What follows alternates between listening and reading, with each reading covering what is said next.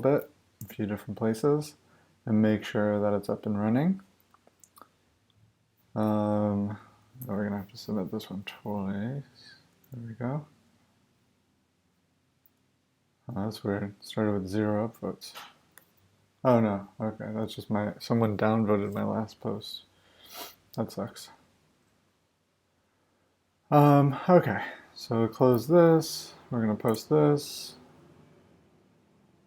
I'm gonna close that and post that.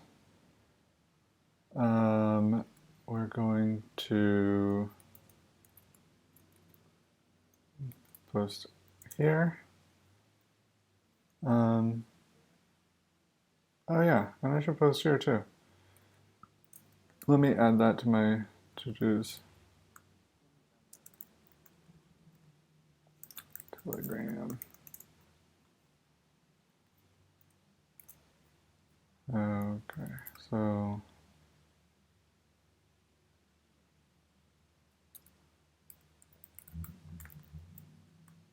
okay, nice.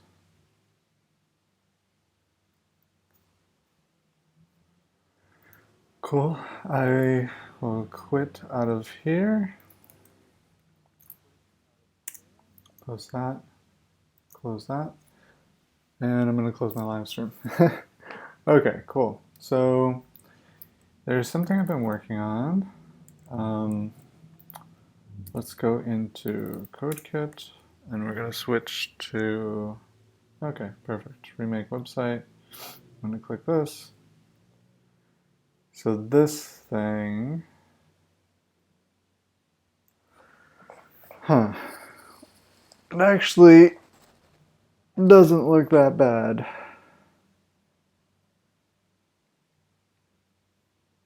So I was thinking about re-implementing this tour myself. I'll show you what it would look like. So yeah, and I think the first thing, so let's make a plan for today. So the first thing is to get the copy, or we'll just say copy, or we'll just say like, yeah, get the copy ready. And then the next step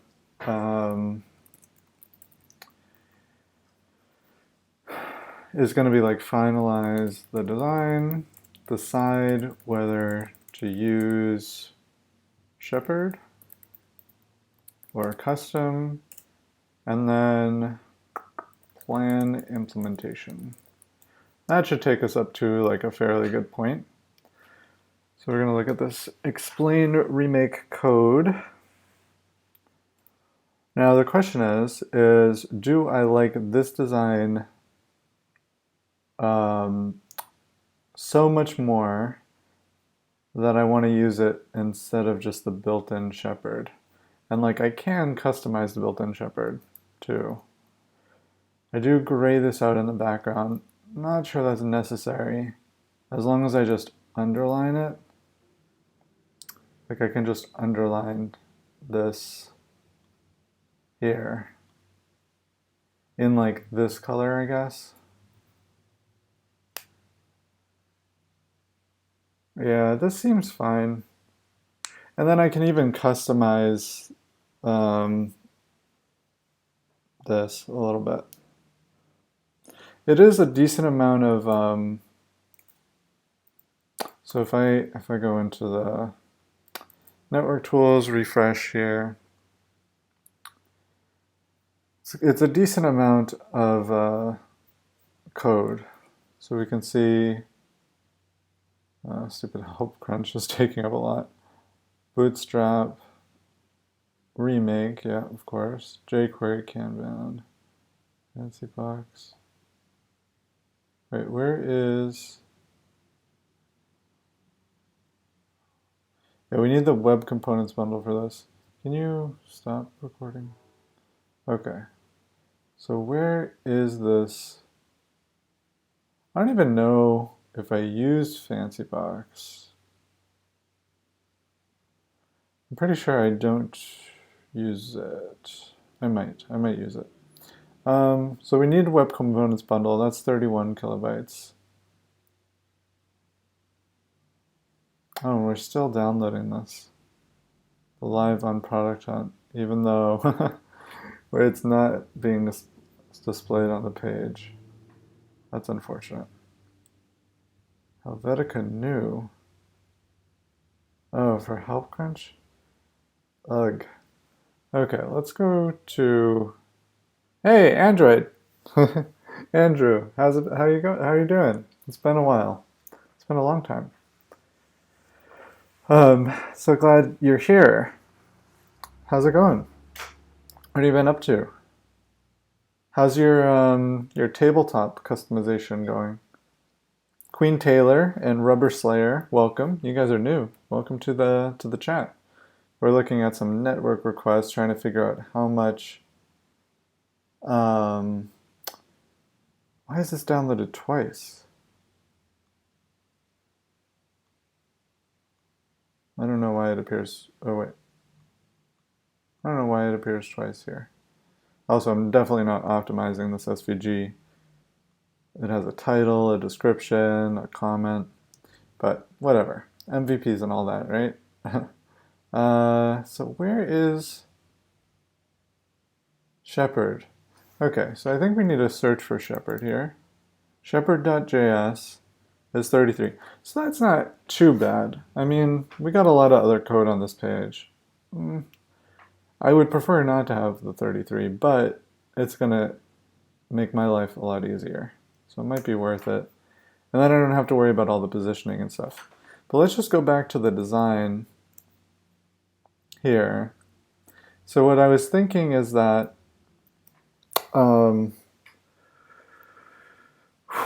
so we'd have to like scroll around a little bit to like find the right attribute to highlight. But what I was thinking is like if we can figure that part out, to just scroll it into view, which I think actually might not be difficult. Roll element into view. Yeah, it's like, what is this? Scroll into view. This is a native thing. Down to IE8? What? Firefox 1 has it? But it's experimental? Scroll into view, align to top. Scroll a little top. Block inline nearest. Okay, I don't know. So this, yeah, I mean, this seems like maybe this would just work. So if we can figure that out, then all I have to do is add a class to it that would. No, I don't want to add a class to it. What would I do? I would position. So I think I would want to copy it. Andrew, you said, long time no see, been very busy, mainly with health. You're visiting your local acupuncture person once a week. That's awesome, to fix your weird health issues. I've been thinking about doing acupuncture. I've never done it. I'm a little scared of it, but that's awesome. About the tabletop project, it has been set on hold because running a non-official server, even just for development, is kind of expensive. Oh, okay. But you've been working on the privacy-friendly email client, and you've been asked to make a website with Backpanel. Is Backpanel the privacy-focused email client? I forget. So you have your things to do.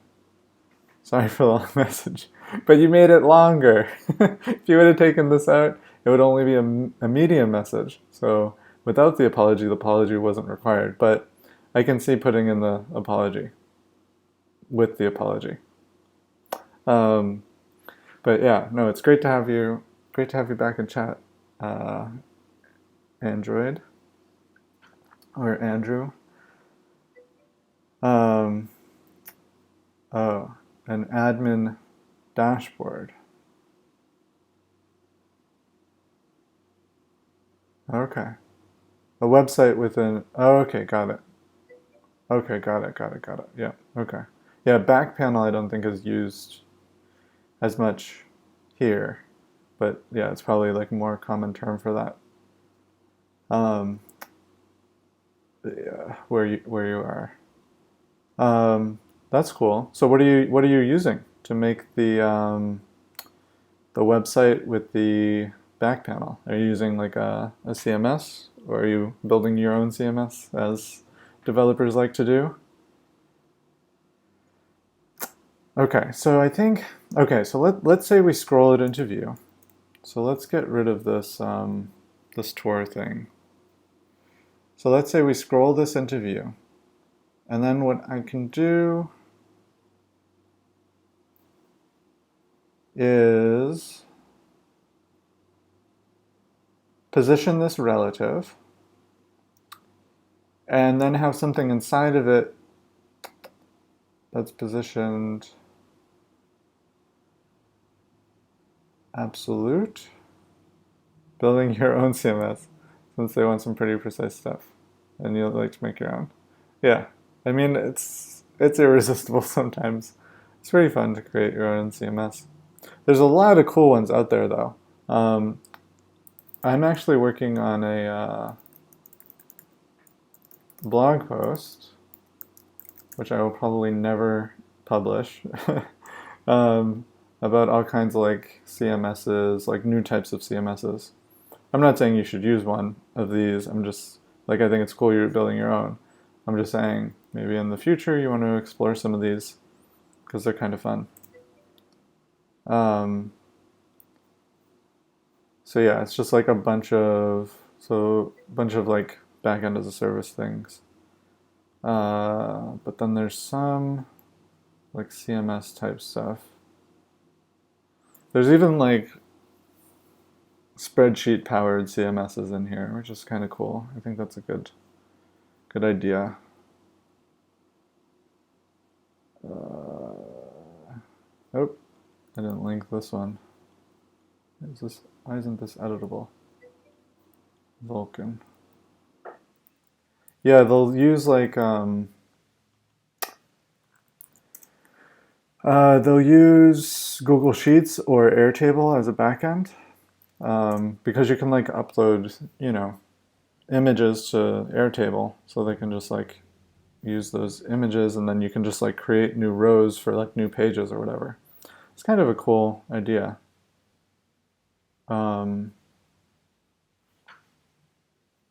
Yeah, I don't know. Oh, CMSs. Here we go. So like, yeah, these were like my favorite CMSs, but they all cost a lot of money too, so that's not the best.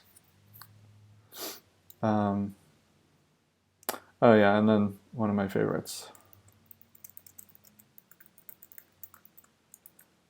Vapid.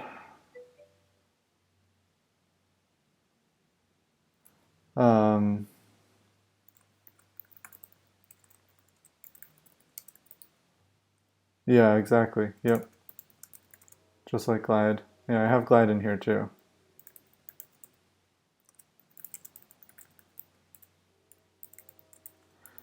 Okay, so I'm going to close this. Close this. Actually, I'm going to add a note about Ghost too, because I'm writing this on Ghost, so I should make a nice note about it.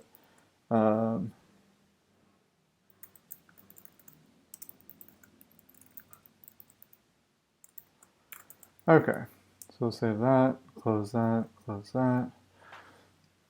Okay, so let's say we can scroll it into view. Then I think I can make this position relative, and I can add an absolute position element inside of it, and then I can display it, and then I can add the backdrop. That's all pretty easy.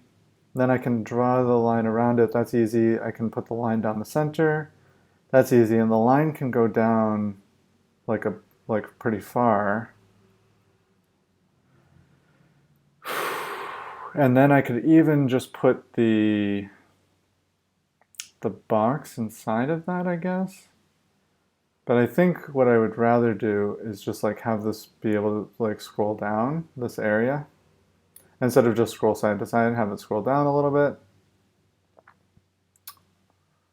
And then position the box so it always like meets up against this edge, goes down there, goes down there. And then I would have the whole thing.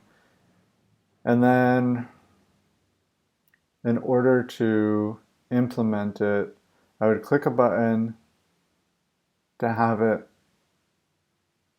activate the first one.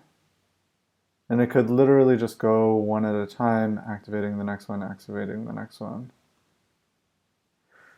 Yeah, I think I kind of want to play around with that a little bit. Even though it sounds kind of complicated, it also sounds kind of fun to just do it myself. And if it turns into like a complicated mess, I can always fall back onto um, what I have already, which is this tour thing, which is already pretty much fully implemented.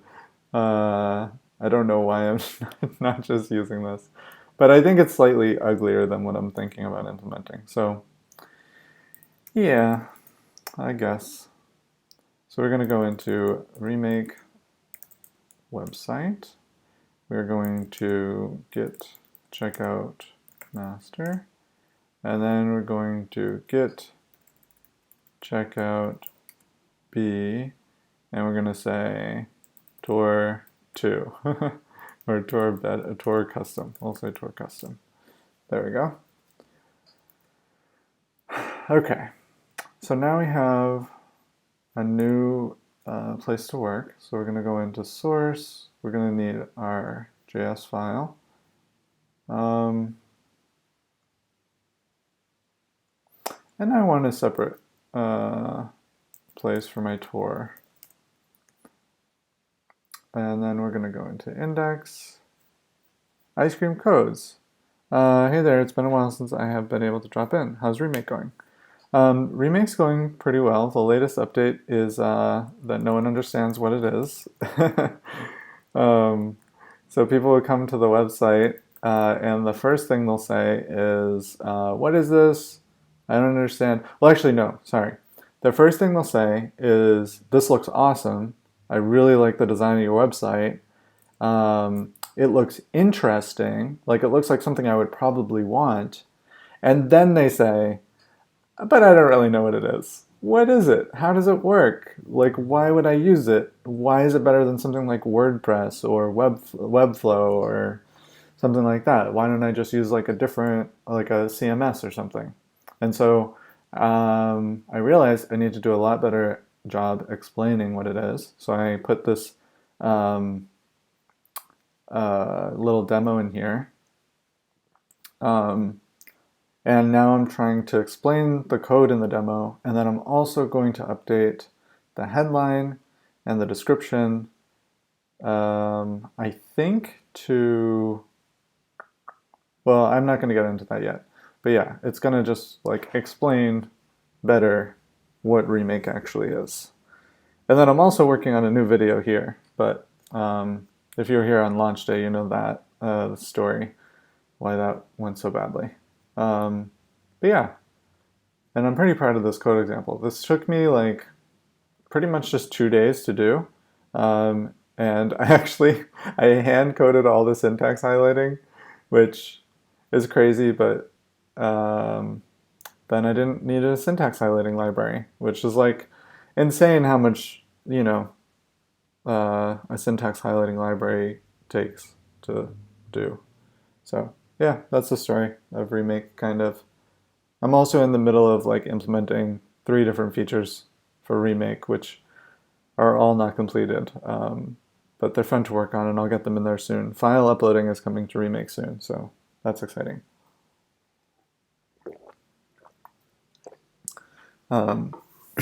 Okay, so, but yeah, what's up with you? Are you? I forget if you're from Boston. I know you were traveling through Boston. I don't think you're from Boston. Um, are you? But yeah, what's up with you, Ice Cream Codes? I also forgot your name. Hey, Commander Root and Daniel Lockyer. How's it going? Okay, so we're gonna add this tour here, and then we're gonna do a console log, I guess, just to make sure it's here. We'll open up these tools. File. Oh, by the way, I have a Chrome extension called Single File installed, so I'm I'm sorry, Android, this is not your library. I also don't want this many messages. Default levels. Can you not show info? Was that info? No, these are warnings. Okay. Well, whatever. I guess I'll just clear it. Ohio. You traveled to Boston. Okay, right. Sister lives there. Things are going well. You launched your big project at the beginning of February. You're back to a normal work-life balance now. That's awesome to hear. Um, were you also traveling for work? I know you were traveling a lot, like a couple months ago. But yeah, what was the big project? Tell us a little bit about that. Okay, so we got the tour. Oh wait, that's not you. It's not you? Sorry. I confused you. I confused you with someone else in the Discord chat. I'm sorry, Andrew. Who was talking about this? Flipcoder. Oh, okay. Yeah, Flipcoder. Okay, Flipcoder made a library called Single File. It's like creating a web app. Oh, you traveled to several conferences. Healthcare system replacement for one of your states. Oh, that's cool. Yeah, Flipcoder made a library called Single File that lets you create an entire web app, front end and back end, in a single file. Okay. Okay, so gotta focus on this tour. Okay, so we're gonna do this is I think this is it right here. Um, so we're gonna select data iSortable in our code.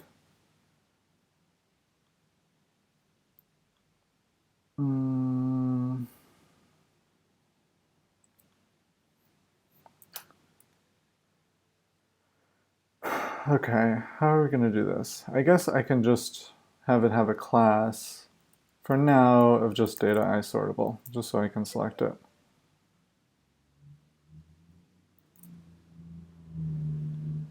Okay, so we're going to do document, query selector, data iSortable, and we're going to say tour element. And we'll just say first tour element, even though it's not going to be the first tour element ultimately. And we're going to add some adjacent HTML in there.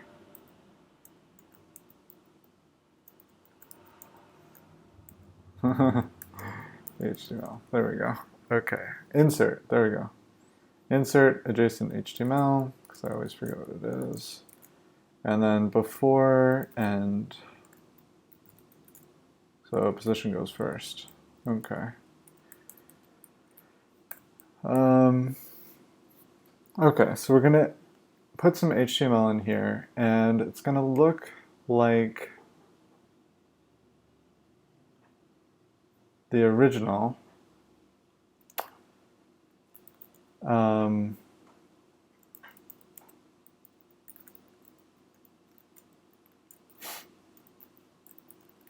But we're gonna have to put something in here. We'll just put like code example first.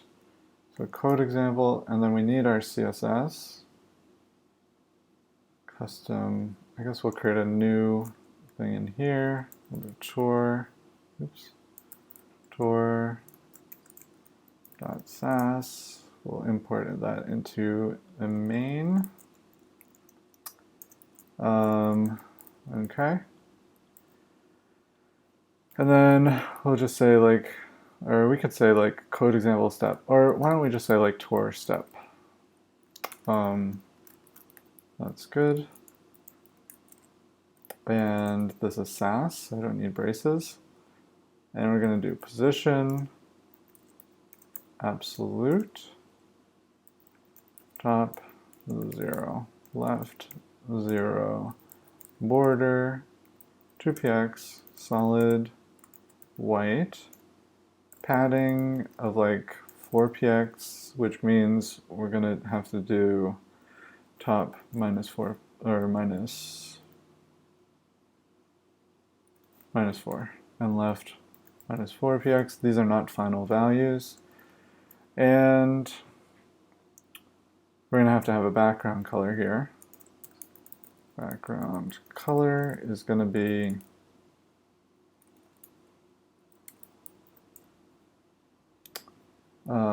I guess I could actually just go in here. Okay, it's gonna be like that. Okay, let's see if that worked at all. It did not because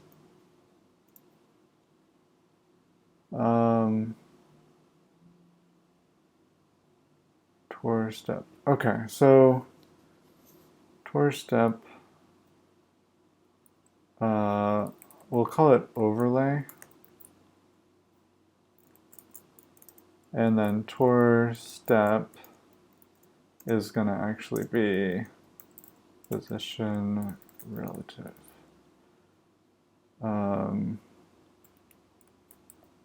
Tour step, and we're going to grab tour step. Okay. So now, what is happening here? Tour step. We added it in. Oh, and we don't have, oh, cause like a, yeah, there we go. Not writing in BEM yet. Okay, now I'm writing in BEM. Hey DocX, how's it going? We're working on creating a tour. Oh, nice. So now we have this little, this is perfect. We have this like little rounded area right there. I think we're gonna have to do line height of 0.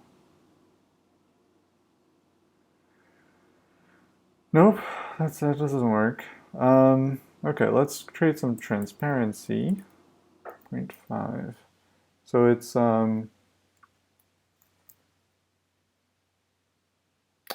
it looks like it's too low. So let's remove the top left and the padding.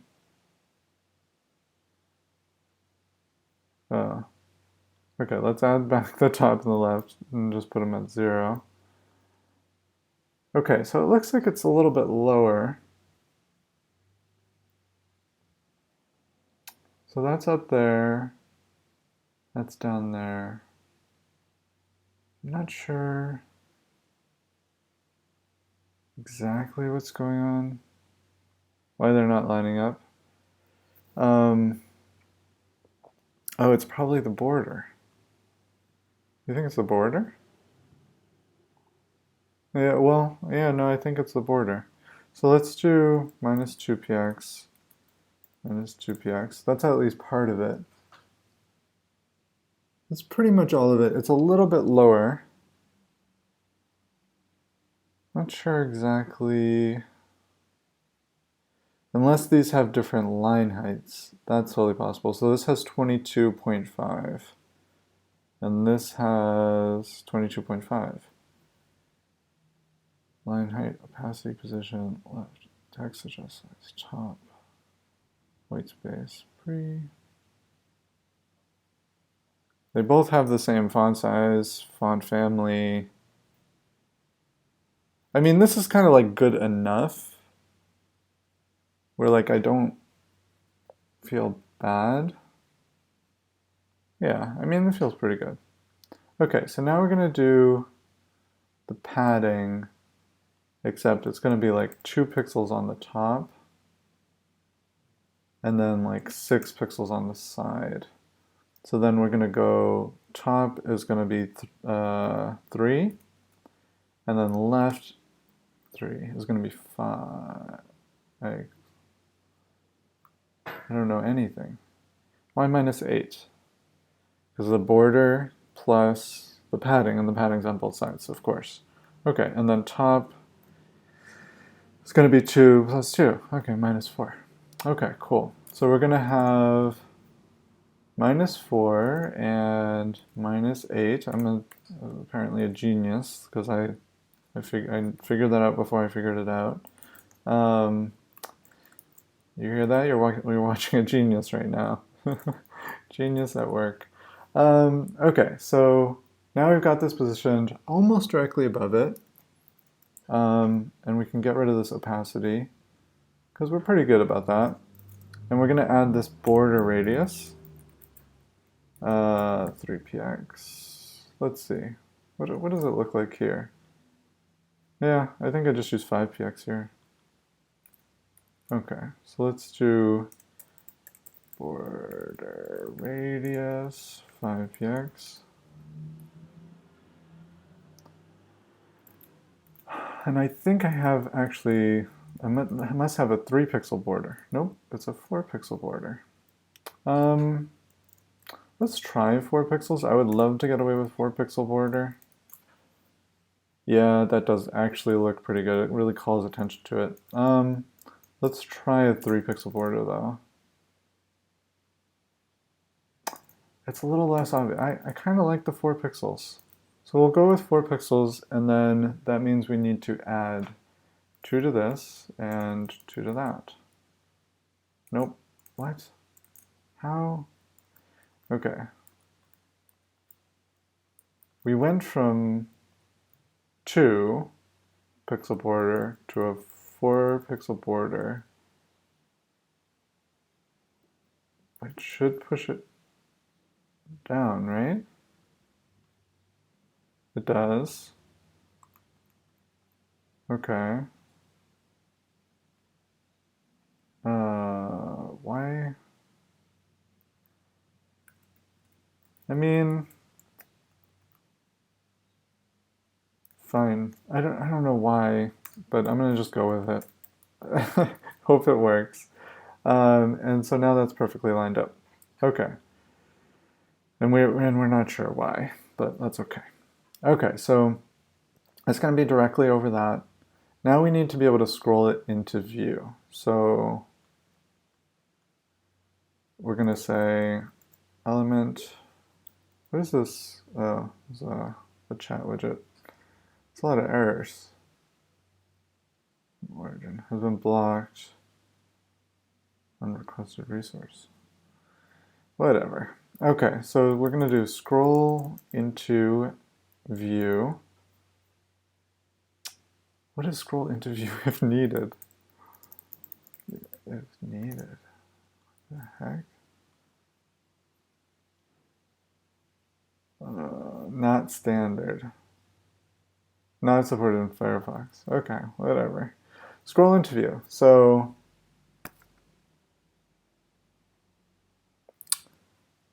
inline nearest. This is the default value. Block end. Okay. Okay, so it's a Boolean, true or false. Okay, so be aligned to the top of the visible area.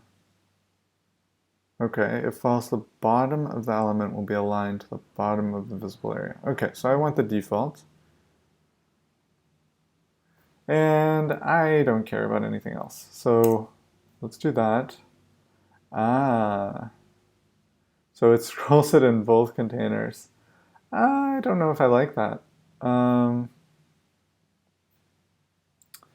I think what I like better, I think we can just scroll all the way over. So we can keep it here, and I think that's going to work at all viewport sizes. And then we can just scroll it all the way over, and then that'll work for those two. And then for data I knew, that's more difficult.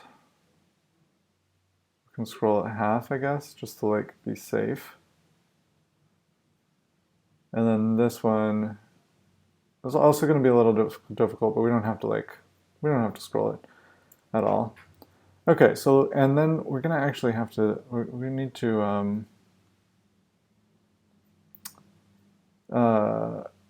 add a height to this. So not to this one, but to the, wait. Oh, it's not, there's no inner part to this code example. So it's just like the code is directly in it. So when it gets too long, it's just going to overflow. But I want to set a min height on the inner part of it. So let's go into custom, what?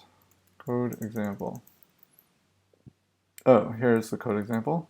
Okay, so code example, and we're going to do, we have code example code. Okay, so we have a code example code, and we're gonna say inner, and we're gonna say min height, yeah. Min height is gonna be equal to, I think it has to be enough to scroll down all the way. So I think we're gonna just double it. It's gonna be something like 680, maybe a little less, maybe like 640. And then we're gonna have to add this in here. I can't, oh, this is wrapping? Okay. Okay, so we're gonna do div class. I'm not sure this is gonna work.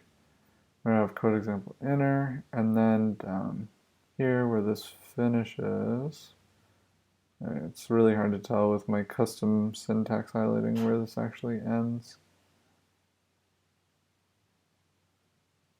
I think it's here. Not exactly sure. Okay, great. So now we can scroll all the way down. Looks like we don't need it to be quite as much as I did.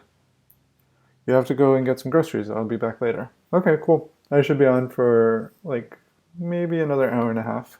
So yeah, I'll see you when you get back. Okay, so we'll go down, down, down, down, down, down. 580 might be perfect. The other option is we could put it above for this one. So I think for this one that's in the middle, we want to scroll this down here, maybe to like there. So we can go down, down, down, down, down, down, down, down, down, down. Okay, let's do there. Nope, we need to go down further for this one and the data editable. Okay, so let's go to 480. So then that's going to fit. Yeah, that's perfect.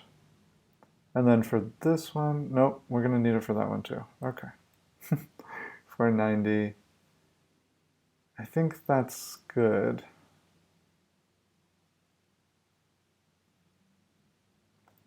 $500. We'll just round it out. Okay, so we got code example. We're going to do minimum height of 500. That's going to take us so that we have this scrollable area, and people are going to wonder, why did you make this area scrollable like this? So we're not actually going to do that. We're going to say we're going to add something here. So we're going to do like document query selector code example, and then class list add, and we're going to say tour active.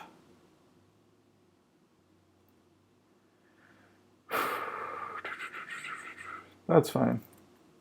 And then in our code example, CSS, we can just say code example dot tour active.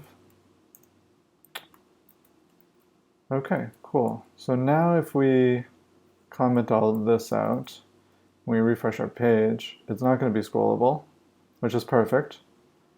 That's perfect, perfect. But if we enable the tour, now it's going to be scrollable, which is perfect. That's exactly what we wanted. And in fact, I think it's not that big of a deal to just make it, I mean, now that we have this, right? It's not that big of a deal to just make this down to like 580. And now we can scroll all the way to the bottom. We can just go all the way to the bottom. And then at the end, the tour will no longer be active, so it's just going to naturally reset. So it's just going to look like this. Boom. Right? So it's going to be scrolled all the way to the bottom. We're going to remove the min height. It's just going to automatically scroll to the top. You're going to be able to scroll anymore. So I think that's perfect. And then I think we don't need the scroll into view, because I think what we're going to do is, so let's just test this out. So we're going to do set timeout function. We're going to do like 1 second between each one. And we're going to have a set timeout and a set timeout and a set timeout. And we're going to do, I missed jQuery. Oh, okay, so wait, this might be an issue. So this inner one, do I need to set a width on this? Is this, it's set to, why is this,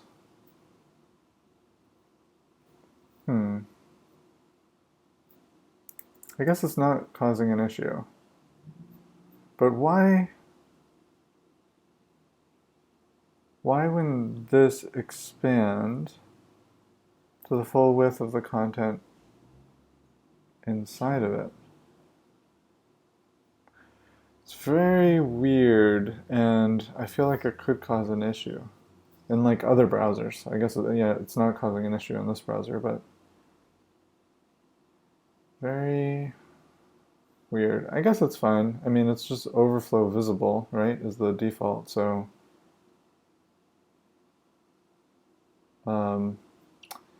yeah, seems fine, I guess. We'll test it out in other browsers too. Okay, so we're gonna test out the scrolling. So we're gonna do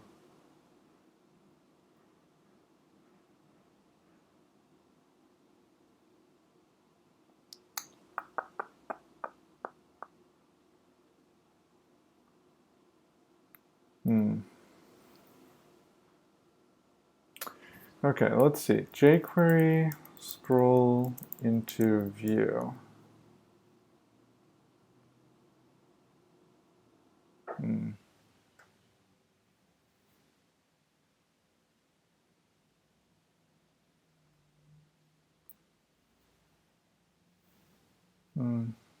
I don't want that though.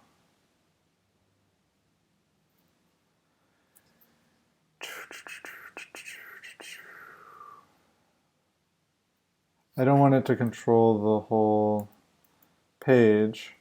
Okay, let's just start where I was going to start. So we're going to take this, we're going to turn this into a jQuery object, and then we're going to say scroll something.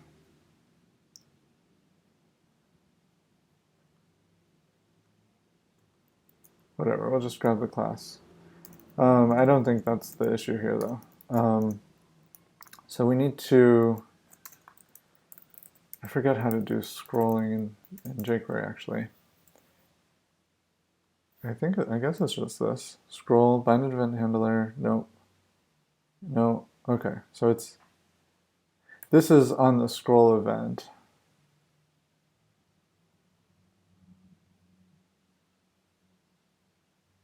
Scroll top, really?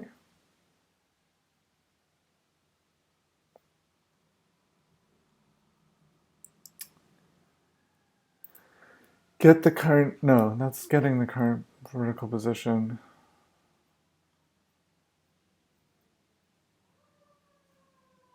Oh, I guess,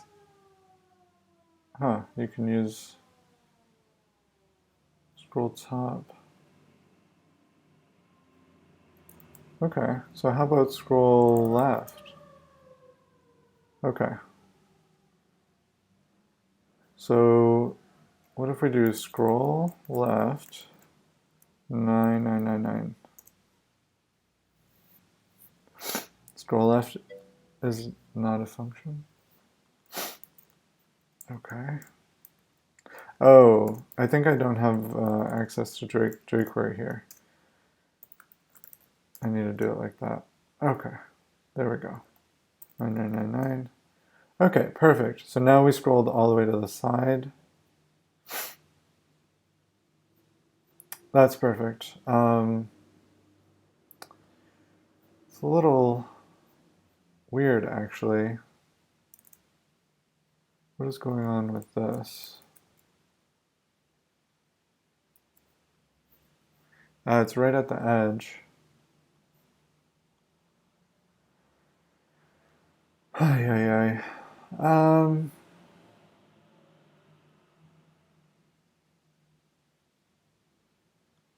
It's weird. Padding 1212. So if I increase that, yeah, it still doesn't. It's so weird that if you have padding on a container, I guess maybe it matters what this has on it. Padding, let's try it. Padding, or actually, well, okay, let's try this first. I don't think it's going to work. Yeah, it didn't do anything. Let's do margin right. 10px. No, that didn't do anything. That didn't do what we wanted it to. It did do something. Not sure exactly what to do about this, except, well, I could just cheat, right? Let's search for sortable. And we're gonna just cheat. So we're just gonna do NB space. Okay. There we go. That's much better. Okay, cool. So we'll do that. There. Okay. So now, if we scroll, it's going to go all the way there. Okay, so, and I'm not sure how to smooth scroll using this. It doesn't really matter. I'm not like super excited about smooth scrolling, but I think it's pretty simple. So let's just do, I think it's animate, and then I think it's an object, and then I think it's like this.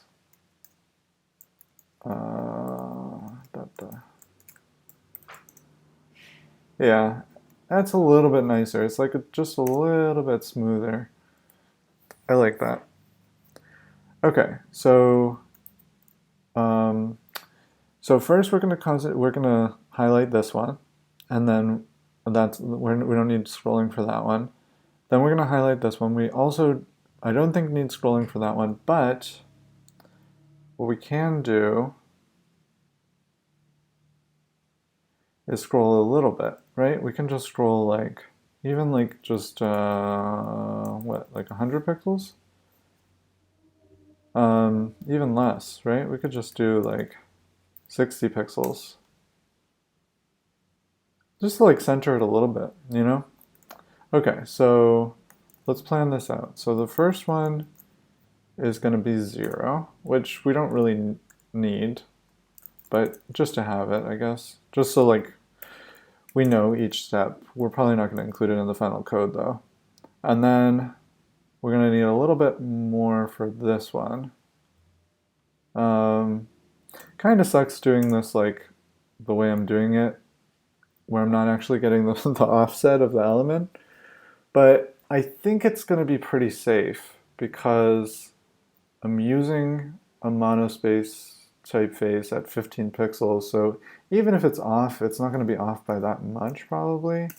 And the way we're building this is like pretty flexibly. So I think it's okay. Like as long as it's like relatively centered, it's not really, it shouldn't really matter that much. I hope. Okay, so then we're gonna do that one.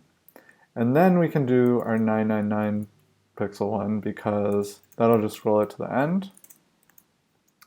Okay, so that's 1, 2, 3, 4. And then we're going to explain this one. So we're going to scroll back to the beginning.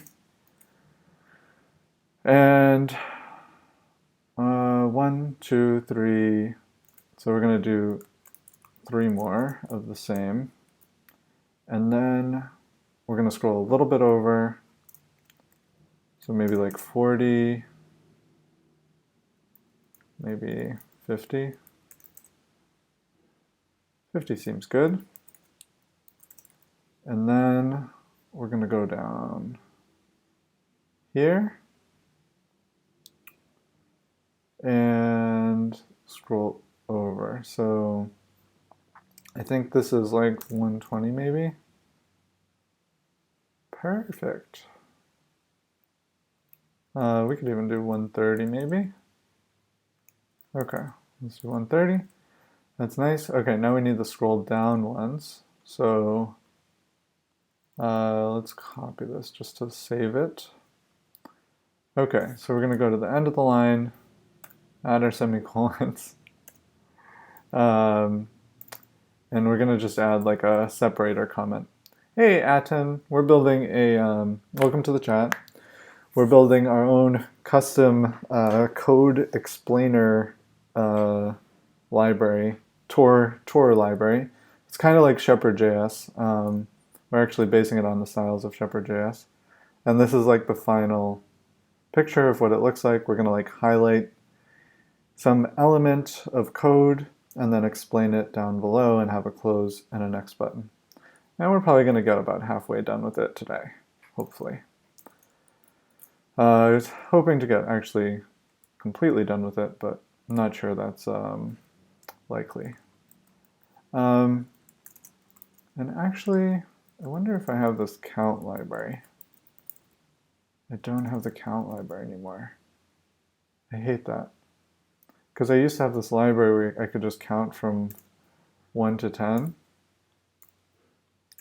to label like steps and stuff.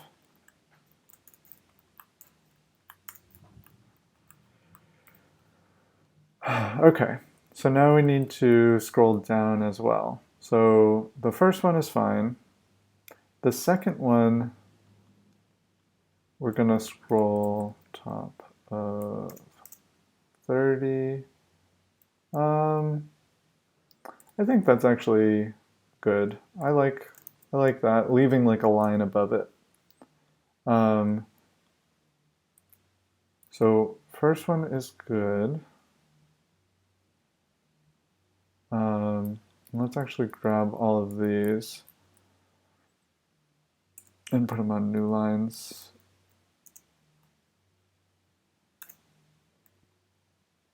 And we're gonna do scroll top. And we're gonna have the default be OPX, 0px. Okay, so, and then we have a comma after each one. Okay, perfect. So the first one is going to be 0px. And let's just save this actually. Say like Tor scroll. Just in case, I don't know, our computer crashes. So scroll top, we got 1 down. 2 is going to be 30. Oops, 30. And that's going to also be for 3 and 4. 3 and 4. Now 5, we're going to go down.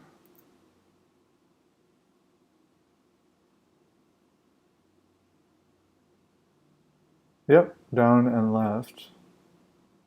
Okay, so how much down are we going to go? Let's try doubling it.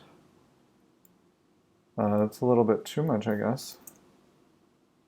That's better. Let's try, oops, I messed that up. 55 looks good. I think it could even be 52. Now we're starting to get into details, but yeah, if it can be 52, it can be 50. Okay, so we'll do 50px for that one. And that's for this, I'm going to just make sure that this is accurate. So we got 1, 2, 3, 4. And the reason we can tell it's this one is it's going to be the scroll left. Yep, so we're going to go all the way to the right, and this is going to be the left. Okay, so that is the right step. So 6 is going to be, so yeah, let's scroll down to the right amount. So 6 is going to be this one. So, yep, we just got to scroll down.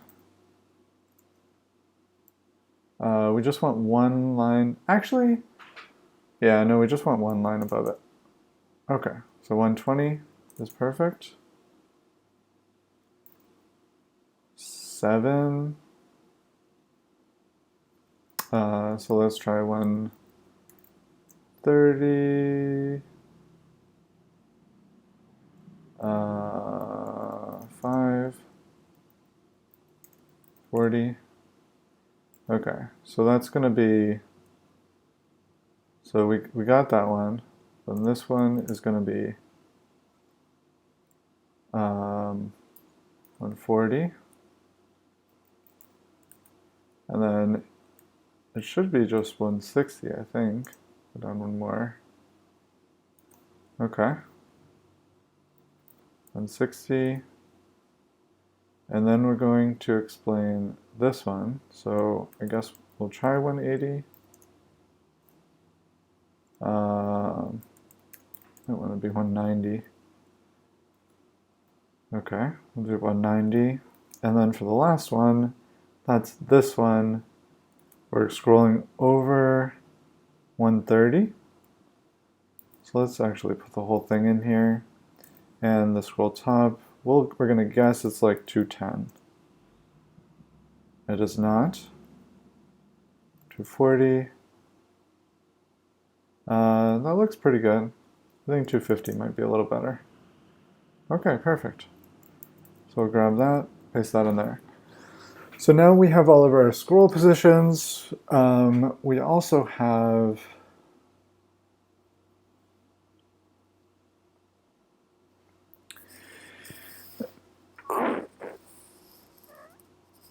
ooh, sorry about that. Okay, so we have our scroll positions. We also have the tour overlay. So I think we have almost everything we need to get started. So the first thing we're going to do is data o type object. So we're going to, oops,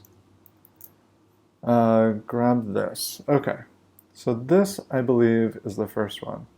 And we're going to add, I believe it's tour step is what we decided on. Tour step overlay.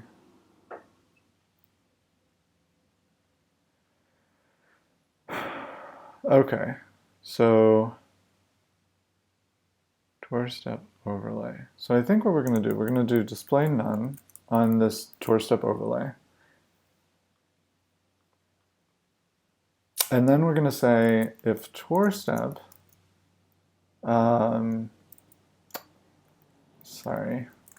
if tour step is active, then this is going to be display block. Okay, that's perfect, I think. So then what we can do is add tour step to this guy. And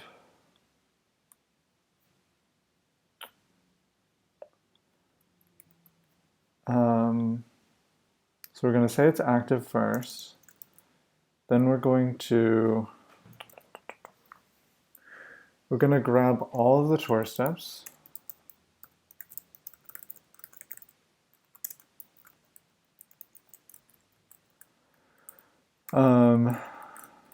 Make an array from them because arrays are much easier to work with. Tour steps. I almost spelled tour completely backwards there. And I guess we'll say var.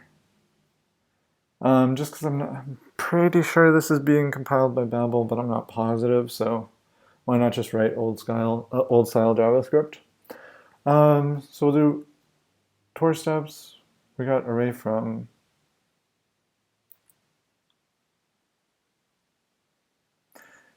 And then we're going to go through. Oh no. No. Okay, how is this going to work? So we're going to initiate the tour first. Okay, so let's have a button. For now, it can be above. And I can say start tour. And we'll have tour start. Okay. Let's see what this button looks like. I think we actually want to move it down into here. So it's close. Oh no, it's too close. It's too close. Okay, let's move it here. That's fine. Yep, that's fine. Just for the demo, you know? Okay, so now we have this tour start button. So let's get this. Tour start button equals document. I feel like I do have jQuery right here. So I don't know why I'm doing all these document query selectors. Tour is down below, jQuery no conflict. I think what I can do though, do I want to use jQuery? I don't really care about using jQuery, whatever, right? Okay, so we'll do this, and then we're going to say add event listener. It's so much nicer with jQuery. And we're just going to do function. Or we'll just say start tour. And then we'll make a function called start tour. And the first thing we're going to do is add this active class so that we'll get the scrollable area. Increases vertical scrollable area. Because that's the only thing it does. I wouldn't comment it like that if that wasn't the only thing it does, but it's literally the only purpose of that class. Okay, then I think we can just get the tour steps then. I don't think we need to get the tour steps ahead of time, you know? So we're going to do that. Start tour. Okay, perfect. So now we have all the tour steps. And we're going to enable the first one, and then if you click like the next button, we're gonna do the next one.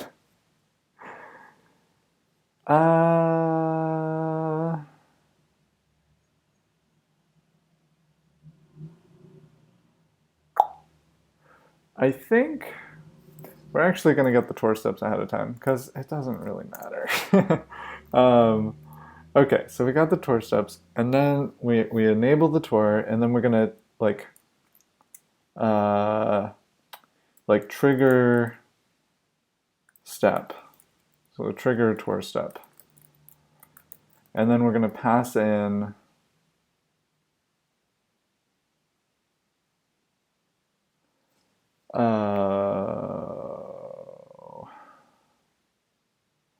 I'm not sure, what is this going to do? This is going to, yeah, I want to set up all the HTML ahead of time, actually. Okay, so, yeah, sorry. Before we get to this, we're going to actually run through all the tour steps for each function element. And we're going to do this to them. So we're going to insert some adjacent HTML. But before we do that, we're going to get the text. So we're going to do L inner text. So we're getting the original inner text of the tour step element. And then we're inserting adjacent HTML that's equal to tour step overlay, and then we're just inserting its own inner text into here. And we can call this element instead. I don't know. It doesn't really matter. I think this is fine. This is honestly fine. Oh, and I keep going back to let, because let is nice. Crazy Cynical, welcome to the chat. Feel free to be as cynical as you want in here. Okay, so we're going to insert all of this. Okay, so let's just see if that works, right? I don't think I have. Okay, I do have. I can search for tour. That's perfect. We're going to go down here. We've got one tour step. Do we have any? Oh, shoot. That's not the type of tour step we want. It is. How am I so bad at code? I'm so bad. Okay, so we want tour underscore underscore step. Okay. Okay, yep, because that matches those. Okay, and let's just search for tour everywhere. Tour start tour step. Okay, we need to replace this one. And tour step. Okay, so right now we have two tour steps, but they're not quite in order. So we got data O type, then we're gonna want this one. Wrong one. Okay, this one.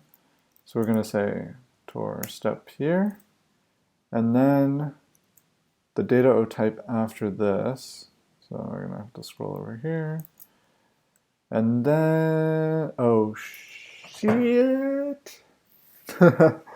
Okay, so I just realized that even though the data I sortable is in its own element, and so it's fine to do that with that one. It's not fine to do with the rest of the ones because they're spread out. So like this is highlighted green, and then this is highlighted yellow. And right now I'm just highlighting this part of it, whereas what I really want to do is highlight all of this. So what happens? I just want to make sure this is going to work. So let's data type. Okay, so shoot. Okay, so code. Okay, we gotta go through all of our tour steps again. Okay, so okay, so here we go. We got tour step. We're gonna delete this. We're gonna go outside and create a span and just wrap it. That's super easy. This code is getting so crazy. It really is. Okay, and then we're gonna go all the way to here. It's gonna get to the point where I like actually understand what this HTML character code is. So X3E is the closing like bracket brace. I don't even know what you call it. Okay, cool. So now if I grab this, perfect, and we're gonna say we want to get the inner text of this. So if I do inner text, perfect. Okay. Okay, so we've got the first one. The second one is going to be data O key to dos. So let's search for tour step again. Data O key to dos. Okay, so same problem. We're going to go span class tour step. The thing about building your own version of like a tour library is that like you might feel really weird about doing it at first. But if you pay attention while you're building it to all of the things that you would have had to do with the tour library and realize that a lot of what you're doing is what you would have had to do with them anyways, it makes it a little bit easier to stomach. Like this part was unavoidable. I was gonna have to add some markup, to like mark out the steps. So like this is not like something I can legitimately complain about, being too hard or whatever. Okay, to-dos. Okay, so this is the quote thing, x22. So we're gonna end it there. And then let's look for the next tour step. So data o type is going to equal list. We're going to grab this tour step. I don't know why I keep cutting instead of just deleting. And we're going to do class, tour step, data o type, list. That ends there. Okay, next tour step, data isortable. This one's perfect. That one's totally fine. That can live on its own. Okay, data isortable. Okay, so now I guess let's do this like for to do and to dos too. And do span, class. But I think this is all we need for like our little demo to like see if our little demo works. Okay, so now we should be, if we start the tour, we should have all of this stuff in there. Yes, perfect. Data O key. Overlay is in there, ready to be displayed. So if we uncheck that, look at that. Beautiful. Beautiful. Okay, cool. So the next thing is to start the tour. And actually, the first thing, the next thing I want to do is commit this code because oh my god, this is so much code. We'll just say tour. I always get nervous when I like create this much code without like pushing it out into the internet. Okay, so even though it's not perfect, it's just nice to have it out there so I don't lose it. And we're on a different branch anyway, so it's not going to harm anything. Okay, so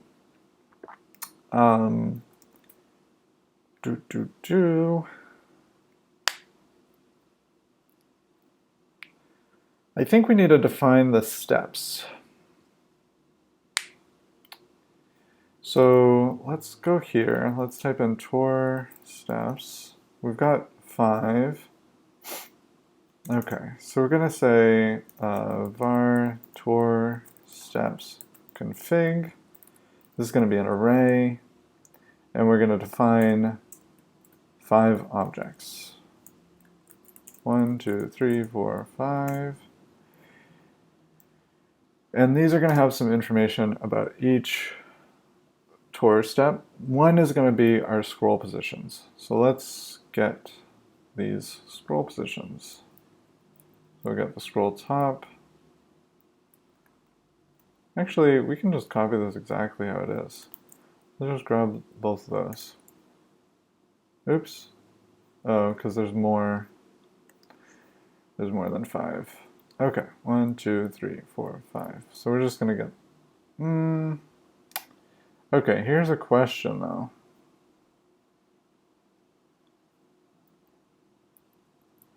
Why don't we just bring all of them in, right? Okay, so we're just gonna bring all of them in. Let's delete this, paste that.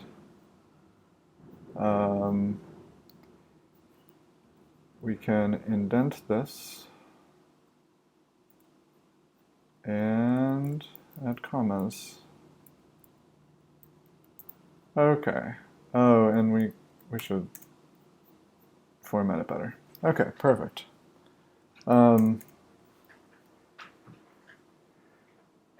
Okay, cool. So now we got the scroll positions for each one.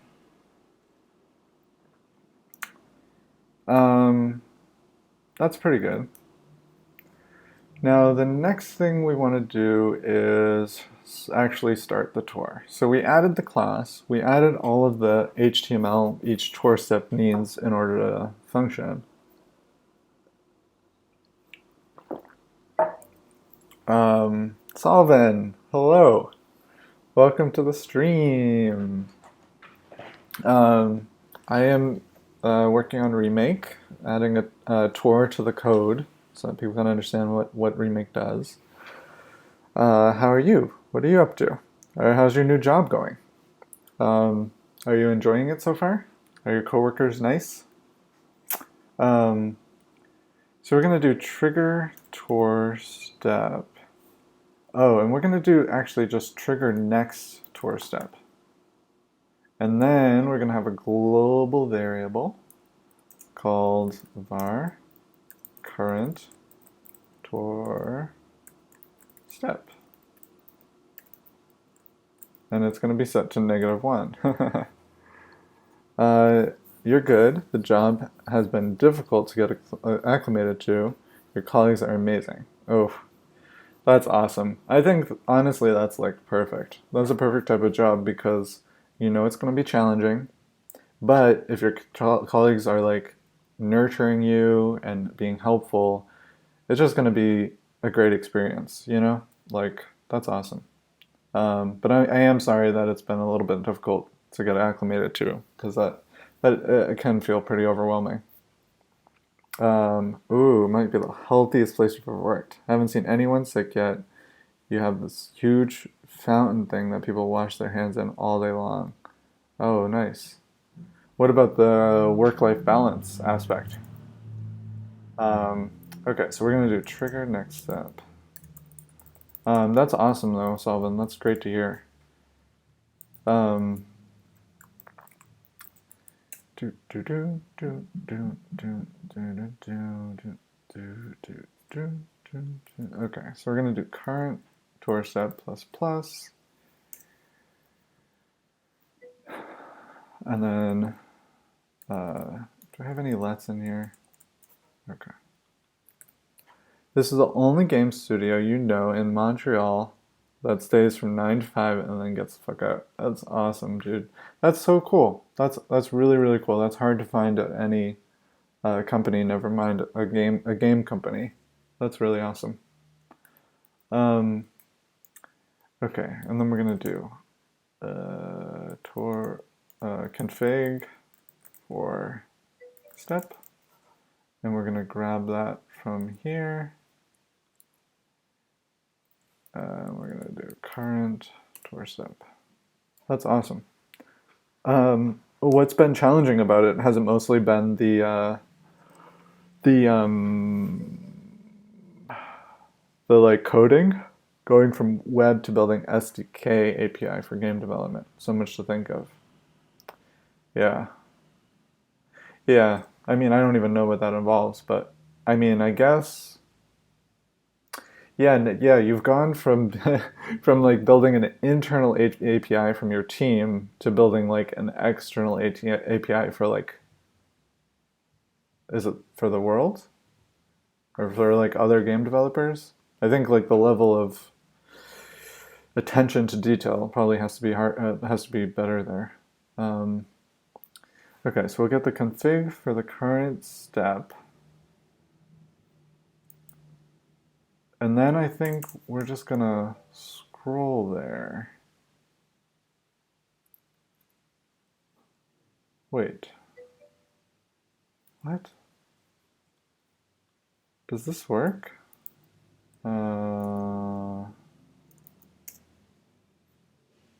No, it doesn't work. Oh wait, no, it doesn't work because I didn't start the tour. It does work. Why does this work?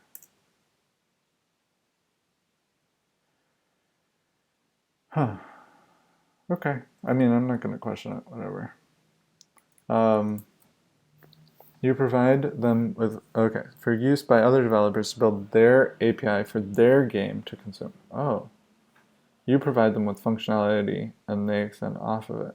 What was the, can you tell us the company name? Are you comfortable with that?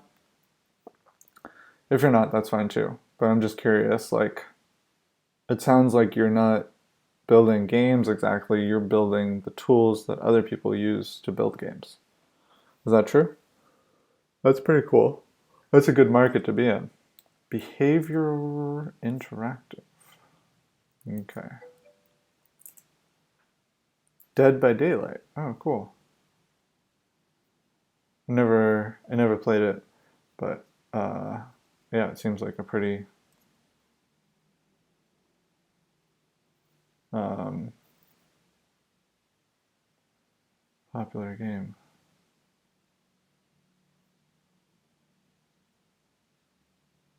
Huh.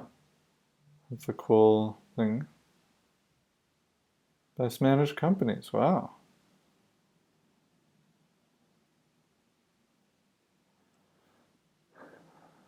Ooh, Game of Thrones Beyond the Wall.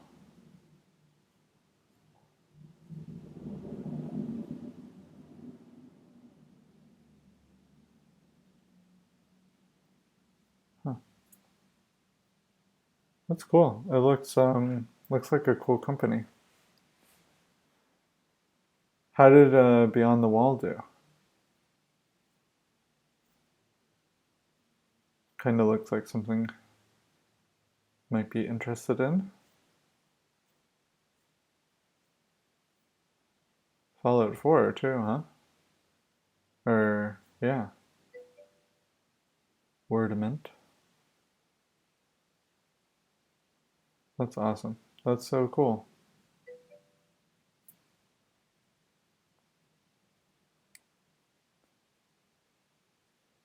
Business solutions. Direct.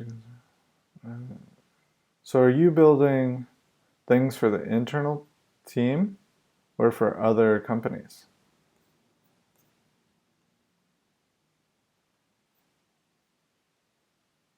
They have a really nice, I like their domain name too. We craft imaginary into play. Oh, that's cool. True. Wow. Huh. Internal teams. Okay. Nice. Well, this seems like a really cool place. Design focused, technically adept, data driven.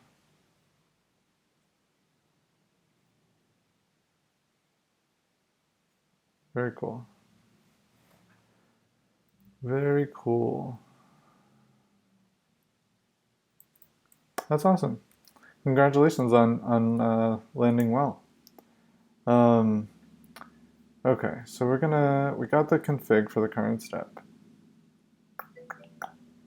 Trigger next step. Yeah, that's awesome.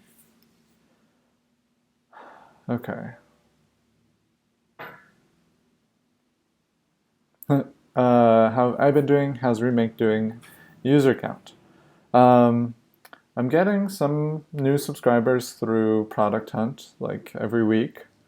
Um, and I'm getting like new email signups too, like pretty much like two a week. But it really matters like how much I post it around. So I've been like trying to post it on like Reddit and like I posted it the other day on this like new startup forum I found. Yeah, so it's been growing slowly and steadily. I'm planning on doing another product hunt launch because they gave me permission to relaunch it like a month ago.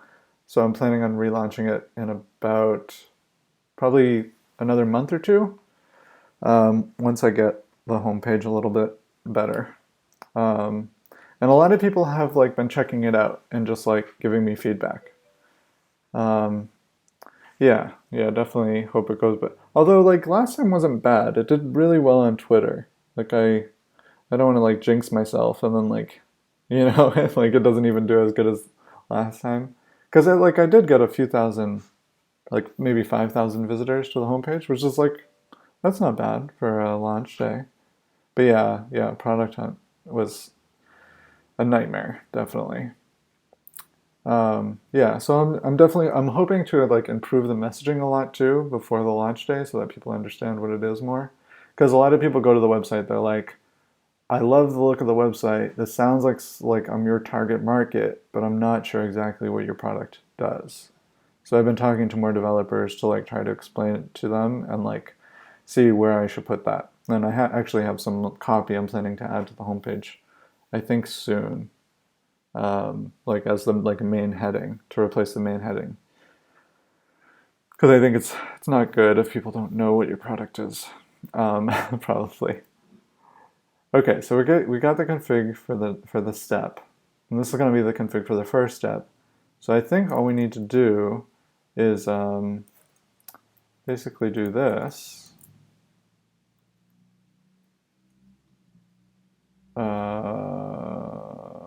Animate.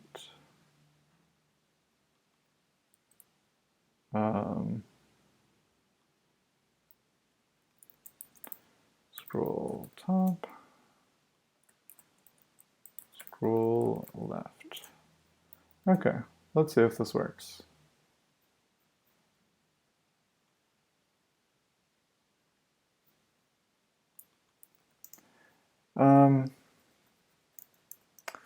Okay, so I think that didn't work.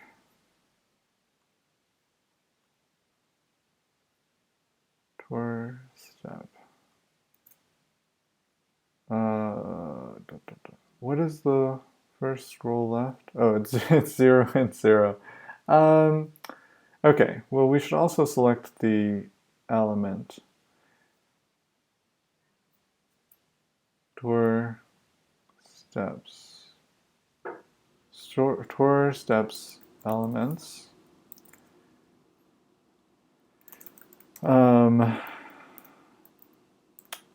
Tour current element is this current tour step. Okay, and then we're going to add the active state to it.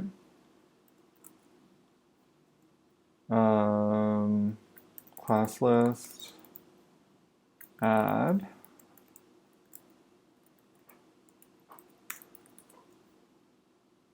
Okay, start tour. Tour active. Okay, but tour steps. Oops. Elements. First one is right there. Doesn't have the active class. So something might be going on here.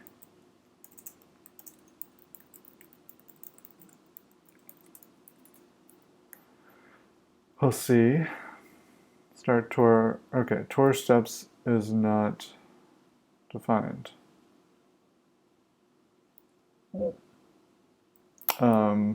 Tour steps. Tour steps. Here we go.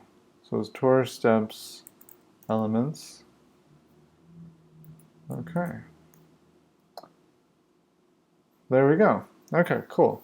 So now we selected the first one. So now we want a way to say next. So we'll just add it like here for now. And we'll say next step and tour next and let's see. So we need to add an event listener.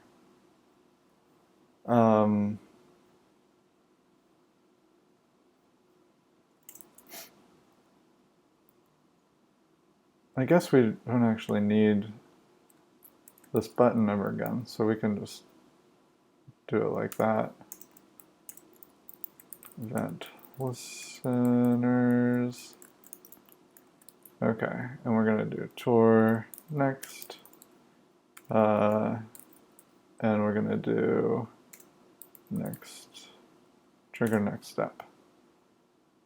Okay, that should work then, I think. Let's refresh. We'll start the tour. Boom. And now we can do next step. Perfect. Not exactly perfect. So one thing is it's not scrolling. Another thing is it's not removing the previous one. So we're gonna, I guess we could just search for this. Document, query, selector. There should actually only be one. So I guess we can rely on that. Oops, class list, remove. I mean, we could do query selector all. Why not? From for each element L class list remove. That's not like that much harder to write, and it just guarantees that everything's going to be removed. Okay, so start tour, next step. Okay, now we're going one at a time, but we're not scrolling to the right part. So, oh, I know why it is. Config for step is not there. We were using the overall config. There we go. Look at this, we got our own little tour. That's sweet. Okay, so now we gotta make sure we don't go out of bounds. Well, first, I guess we should just add the rest of the steps, right? Because why not? Tour step. Okay. Okay, so we got this one for to-do and to-dos.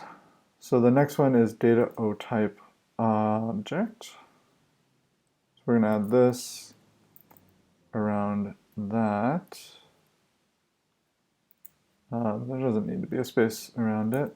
Then there's this one, tour step. And there's this one.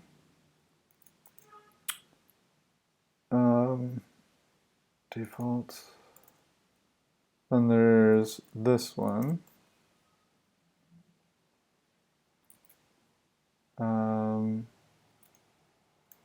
Perfect. And the for loop, and then data I knew. So data I knew is the last one, and it is right down here, I think. We need the to-do part. So we'll do that. Rep data I knew equals to-do, end quote. So it should be right there.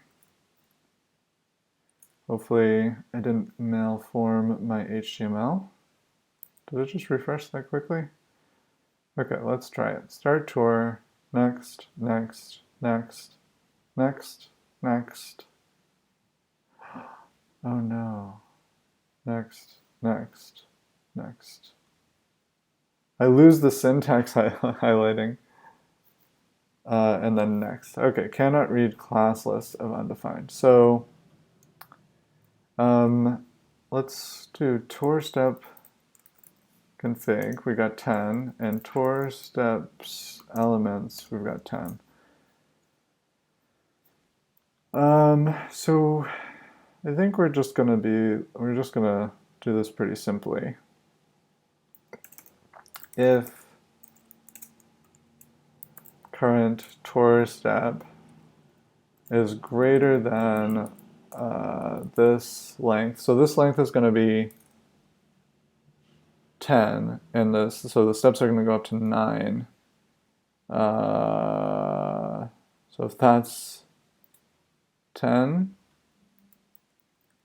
so if this is 10 and that's 10, then we're just going to return. Okay. Okay, so let's start the tour, and now we just shouldn't run into an issue at the end. Yep, it just stops. Oops.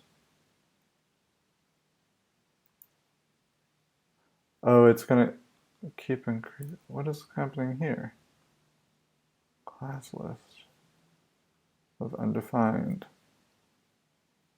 How would it ever get there? Oh, because it's increasing it. Okay. If it's equal or greater. That's fine. But I think actually what I want to do is just reset it. So I'm just going to go back to 0, I guess. But actually, I don't think that's what I actually want to do. Start tour, boom. Oh, shoot.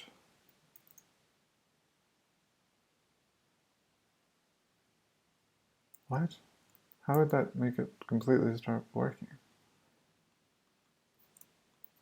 Current tour step is 0. Next step. Want to become famous? 5 followers. Okay, you're banned.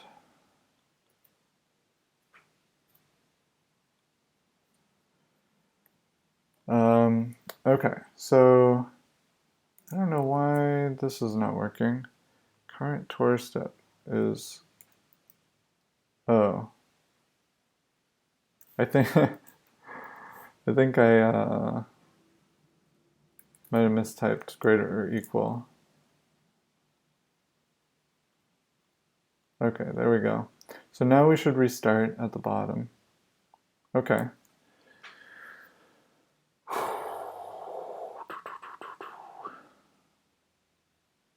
And I think instead of inner text, I don't know if this is going to work, but I think we want it inner HTML.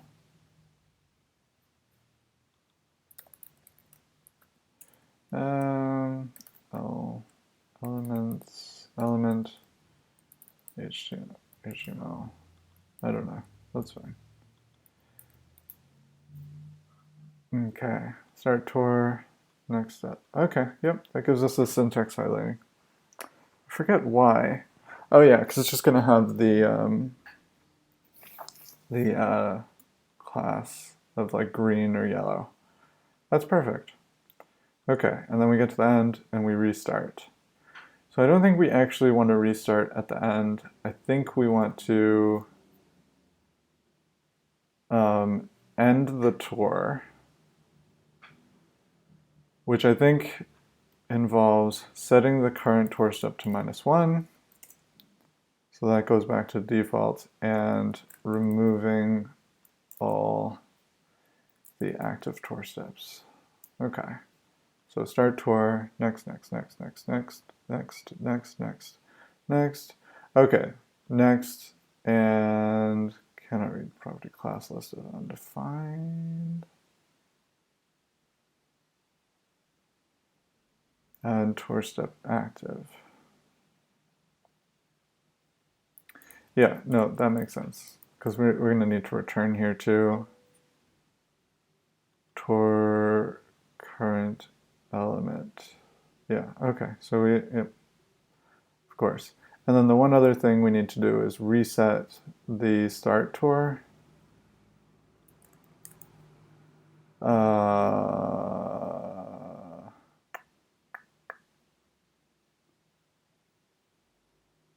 And yeah. So we're going to do this, classless. We're going to remove this. Okay, and we're going to actually have this outside. And we're just going to say like tour setup HTML. We'll just say setup initial tour HTML. Oops. So it's like a little code that we're running on page load, but it's not that bad. Okay, so now we can start tour, next step, next step, next step, all the way to the end. And next step again. It does not scroll to the start, so we do want to do that also as well. Okay.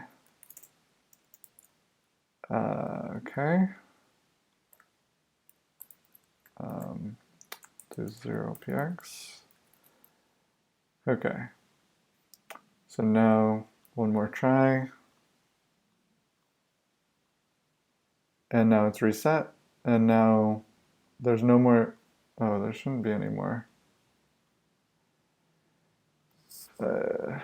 Okay, so this shouldn't work if this doesn't have an active class.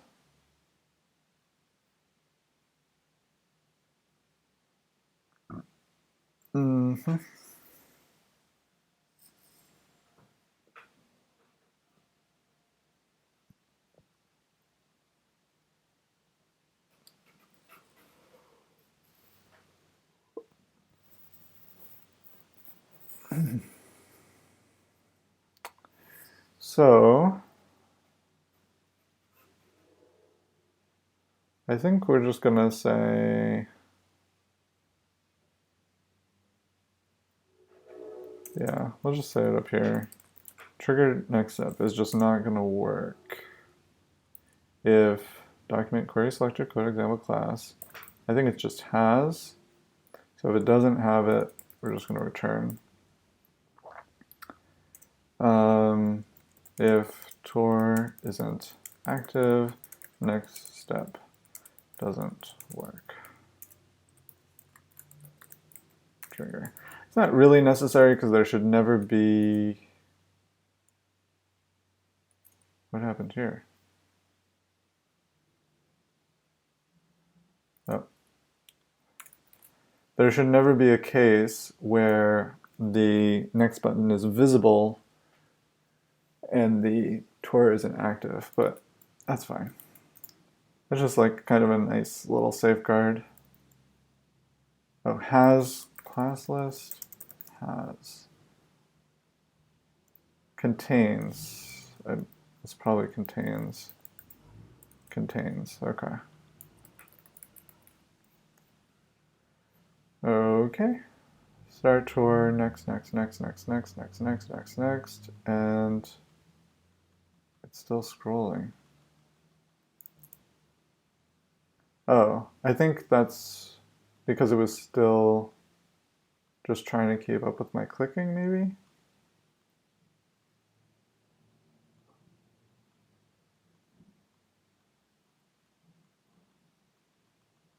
Yeah, I think so. Okay, so then I can start it again. That's pretty nice. Okay, let's commit that. So we'll say like Tor kinda working. Perfect advertisement. Okay, so the next thing we need to do is, yeah, let's add the description actually next. Oh, this is going to be difficult. I think this is going to be difficult. Because we got to build this thing out, and then we got to create HTML for it. Okay, so let's build this one first. I'm actually going to be right back. Just have to go away for just a second. I'll be right back.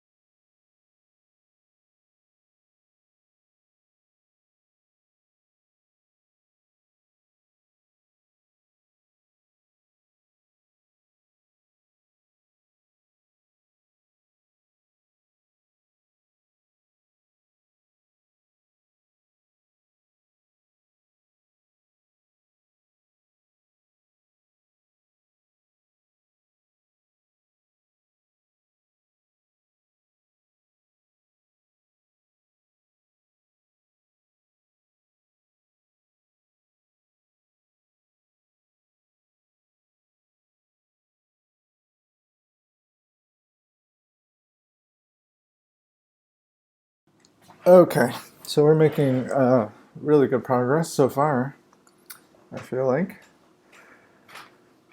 Okay, so I think I wanna style this.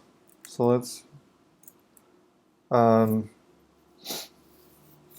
let's put this inside of the code example. So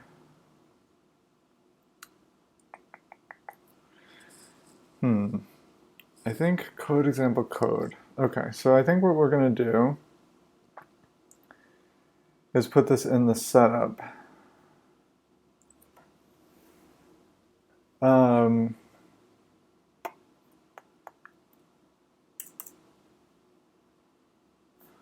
code example. So I think we're going to grab this, but we use this so many different places. We should just have an overall thing for it. Code example element equals that, and then search for this. Oh shit. Okay, so we got this. That's all just that. Okay, perfect. Hey, extended. Welcome to the chat. Oh, we don't need the set timeout stuff anymore, and we don't need that anymore. Okay, we are building a tour for the Remake homepage that's going to explain this code step by step. And currently we're working on styling this part of it. Okay, so let's see. So we want to grab this, and we're going to insert some adjacent HTML, and before end is fine. And the reason we're doing this way is just so we don't muddy up the HTML with this code. It's a little bit of a weird way to do it, but it's okay. Okay, so we're going to say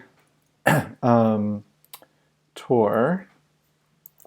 So we're going to have div class tour, and it's going to be like content, I guess, or like box, or like area, or info. I like info. We're going to say info, and we're going to put a bunch of stuff in here.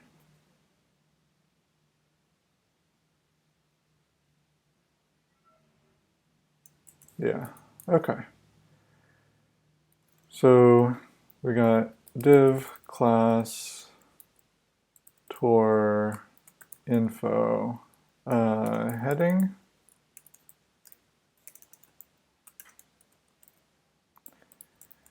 Okay. And then we're going to have div class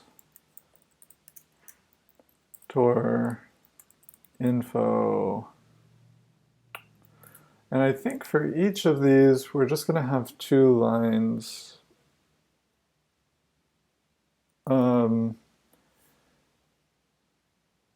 So I'll just say paragraph.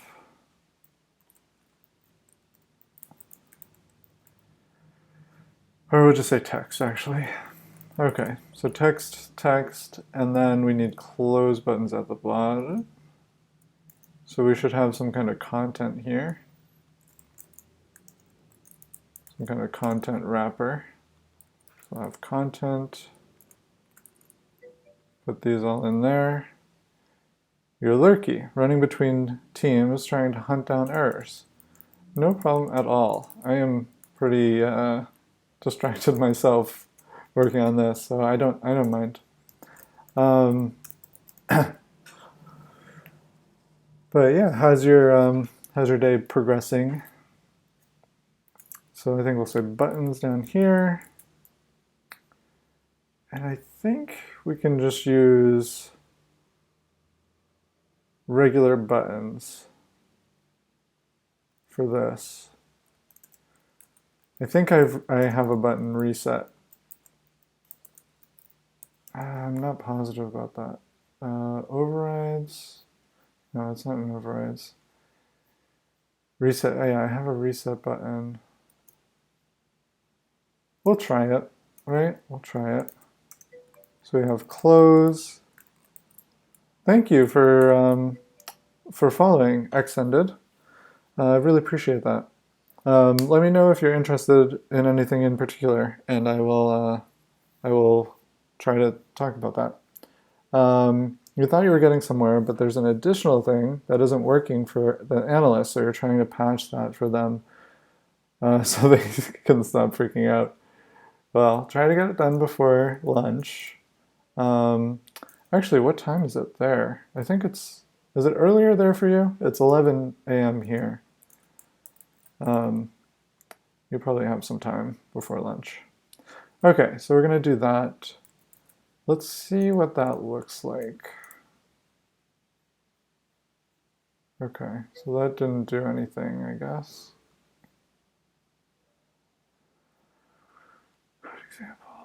Code example. Huh, that's weird. It's 3 minutes before 11. Oh, okay, cool. So it's on the same time. Okay, well, you better hurry up and get that fixed within the next hour so that you can have a nice, relaxing lunch. Okay, do I have this code example element? I do. Oh, and I did put in the Tor info. Okay, it's down there. I didn't actually want it there. I want it inside of this code container.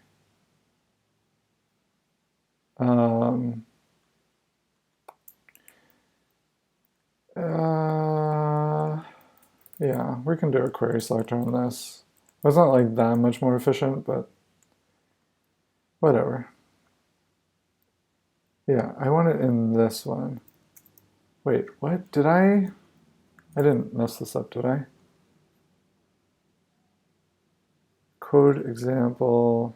No, yeah, that's right. That's fine. Okay, good. Okay, code example code. And I have a selector for this too. Okay, good. Okay, good. Jeez, it's freaking out for a second. Okay.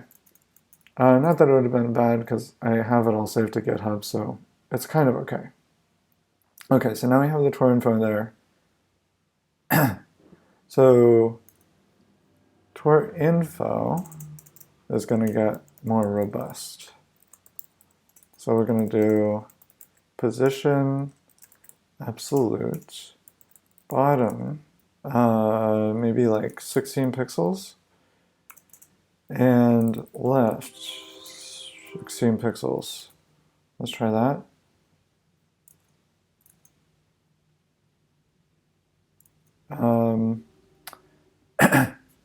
And we don't have a position relative.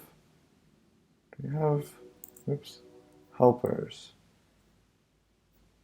Okay, we don't have a relative style, I guess. Position relative.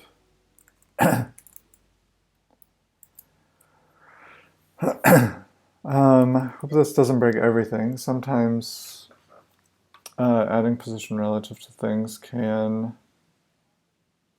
break it.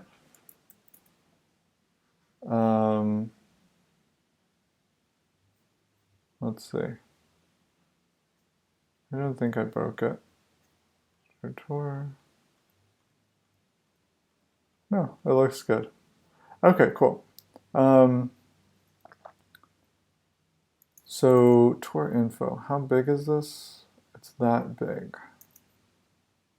Okay, Tor info. So we're gonna give it I think we're gonna give it a background color of this color.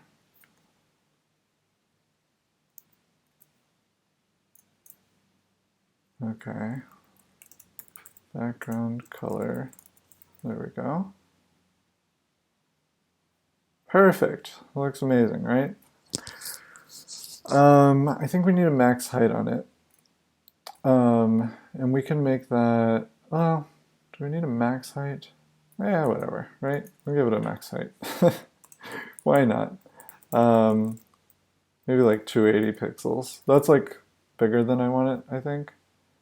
Yeah. Yeah, that's bigger than I want it. But that's fine, right? So then we have the content. Why are these things taking up space?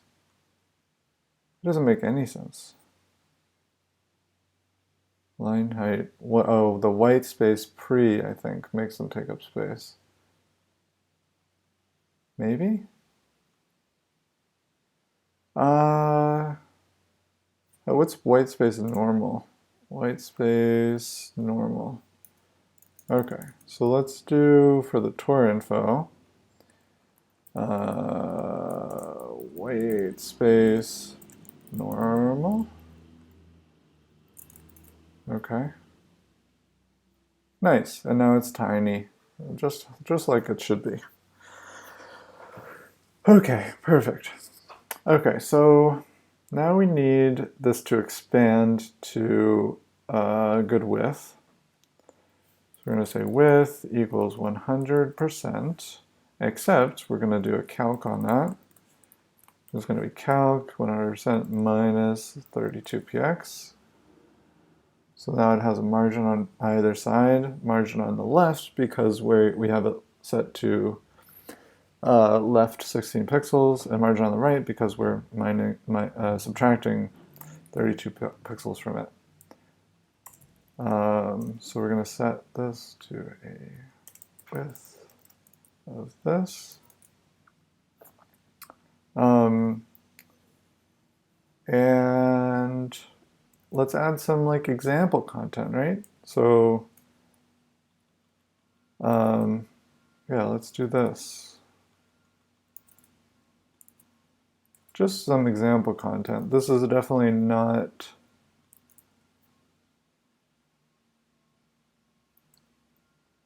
the final content. Or like, you know, how we're going to actually do it, right? But it'll just give us an idea of how to style it, which is very important. Okay, and it's already kind of looking good. I mean, like, it's definitely not perfect by any means, but it's kind of looking good. So now, I think the way we want to do this is border top. Well, no, I think, well, let's see. Yeah, no, let's do border top right and left on the content. So we're going to do info content, and we're going to do border 4px solid white, and then border bottom width of 0. Let's see how that looks. That's good. And then for the buttons, actually the buttons are a different color, different background color. So let's just grab that color real quick. Tour info buttons. Yeah, we can put a class on each of these. Class button. Okay, perfect. Tour info button, and we're gonna do same thing. So border is gonna be like that. And buttons is going to have display flex on it. Whenever I use display flex, I feel like I'm an expert at CSS. It is definitely the easiest way to feel like an expert at CSS. Okay, so these buttons, I think, are a little weird. What's up with them? But tour info button, did I not save this? What's going on with this? Oh, it's being overwritten by something higher in the code, so we're gonna have to just move our little tour CSS to overwrite everything else.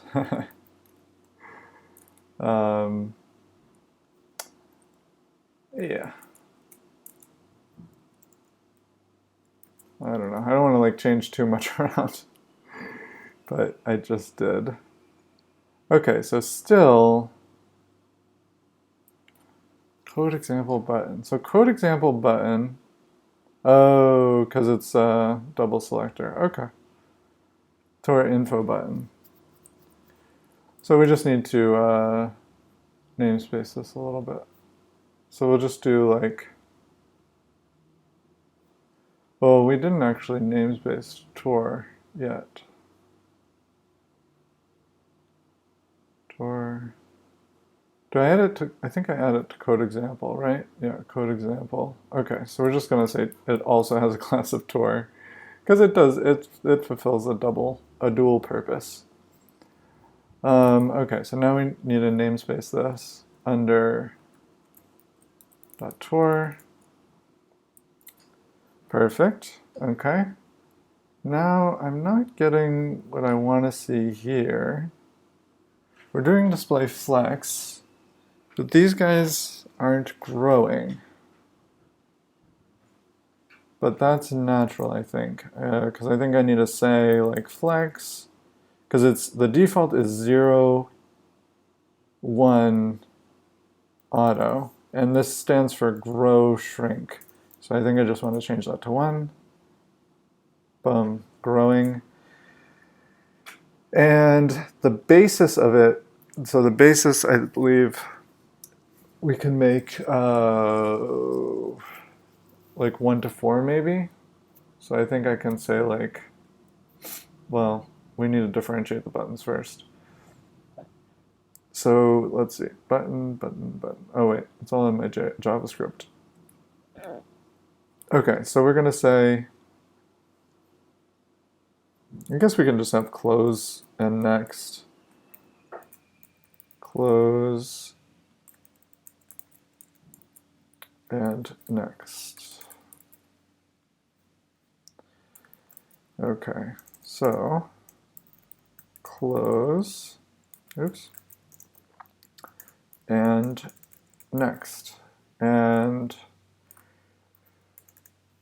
I'm going to copy this into each of these because they're each going to get a different flex basis value. I guess I could also just set the width, right? Let's try that. So let's do width 25%, and because the flex basis should be based on the width anyways. There we go. That looks pretty good. Now we just need to add some padding in there. So flex should go at the top, definitely. And then padding. I try to put CSS like properties or definitions. I don't even know what you call these. CSS declarations, maybe? But I try to put the properties at the top that are more likely to affect like the layout or like cause bugs. So like it's usually like flex and like z-index and like position absolute at the top, and then in the middle are like width and height and padding and margin, and then at the end is like border, background color, font size, and like font size is higher than color, you know, because color is a lot less likely to cause an issue. I might put color further up though if it was like color transparent, for example, because that would be more likely to lead to like a bug. Okay, padding. We're going to do padding top and bottom. We don't really care about left and right. Let's try 12px and 14px for the top and the bottom. Nope. Okay. Let's go down to 10 for the bottom and 9 for the top. That's a lot better. Oh, and there's this thing here. Close will not have. Well, actually, let's do this. Border left, or sorry, border right is going to be, oops, shoot, 2px. It's kind of silly, but I kind of like it. It's kind of cute. So they're both going to share this border, but like it's going to come 2 pixels from next and 2 pixels from close. It's kind of silly. Okay, so now we're going to do our and hover, and we're going to do background color. And where is our, oh, I didn't ever add a background color to our buttons. So we're going to do background color and look at what we copied. Boom, boom, color. So should it be lighter? I think it should be lighter. Let's try like 2 shades lighter. It's going to be too much, I think. Okay, so this, it's kind of okay. It's not bad. It's a little thick, you know? But that is too. Yeah, I think it's okay. Okay, this is a little wide though. I think it should be, what's like the golden, what's the golden ratio? I always try to like, I never like use the golden ratio in my designs, but it'd be good to do, right? So golden ratio design. Let's just look at an image. Come on.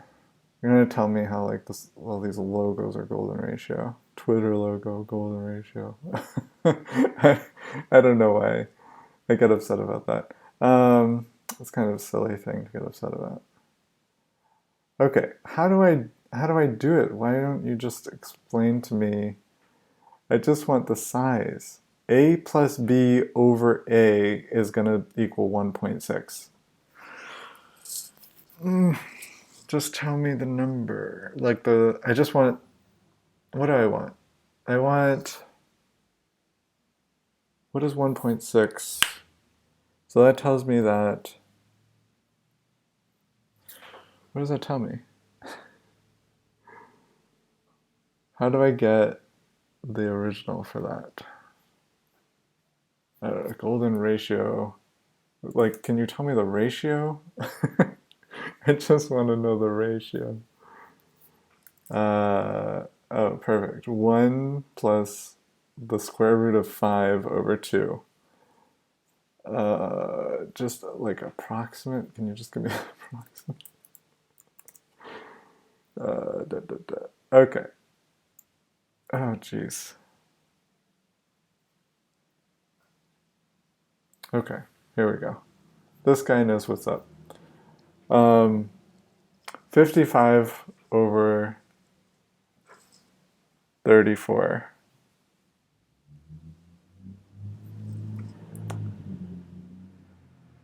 $55 over 34.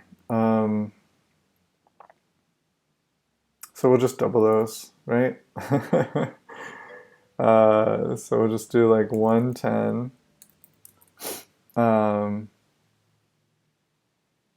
over 68. And because it's flex, it'll like even out. That's fine. I don't really care. 55. I think if I actually use 55 and 34, it would still work because I think we have the stretching. Yeah, it's still gonna work. I guess that's fine. I don't know. I don't really care. Okay, let's just use that. Okay, so now we need some padding for this inner area. So let's get that. I think that's the content. Wait, let's see. Yeah, content needs some padding. So we'll do padding, 16 pixels. We'll see what that looks like. That does not look bad. I think, yeah, maybe a little bit more, like 18 pixels on the top. And I guess then we need to do like 20, we'll do maybe 21 on the sides. But then it doesn't really give us a lot of room to work with, you know? Yeah, let's go down to like 14 and 16. How about that? It's a little tiny bit cramped, but not too bad. And I think we just need to, yeah, it's not too bad. It's a little cramped, to be honest. So can we get away with 16, 16, 16, 17, 15, 17? 15, 17 is not bad. And for the content, tour step, tour info, right? Tour info is the one that wraps it all. So here, white space, I'm gonna have font size 15 pixels, I believe. Oh, it was already 15 pixels, whatever. Okay, so we have the title, the heading. I think title works better. It just feels more like a title, I guess. And that's inside the content. So we'll add it after the content. And we'll say margin bottom, maybe like 14 pixels. And then for each text area, we're going to do margin bottom, I think 9 pixels more than I have in the design. And it translates pretty well. I think it actually might need to be 10 pixels.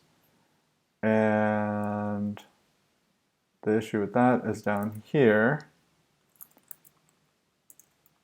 So we're going to say last child, margin bottom, 0. Okay, cool. That does not look bad. I guess this should be 16 pixels on the bottom. Just like put it up a little bit. And then for the title, we're going to have a font weight of bold. Yeah, just like brings it out a little bit more. Okay. And then we need output type. Output type is going to be green. I think I used I here. Yeah, I did. Okay, so we're going to say green I, and then object. Object is the yellow, which I think I just call yellow, but I'm not positive. I think it's just yellow. Let's just go with yellow, see if it works. I class yellow. Okay, and I. Okay, let's see how that looks. Nice. It's actually like pretty not bad, to be honest. We might need to adjust some of the sizes of the, some of the scroll stuff. Thank you, Salvin.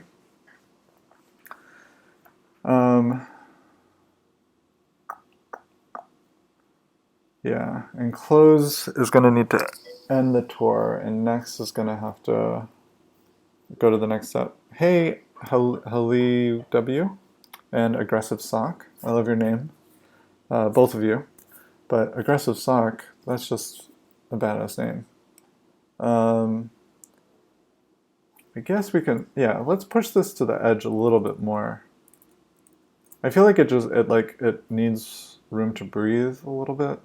So where's our calc? There we go. So we're gonna do half this maybe, or even just like 24, right? 24, and then that means instead of 16 pixels on each side, it should have 12 pixels on each side. So that means left is 12. And bottom, I think, can be 12 too, actually. Let's try that. Yeah, that gives it definitely a little bit more of like a feel. I don't know. I think it's nice. Okay, so now the question is, can this fit?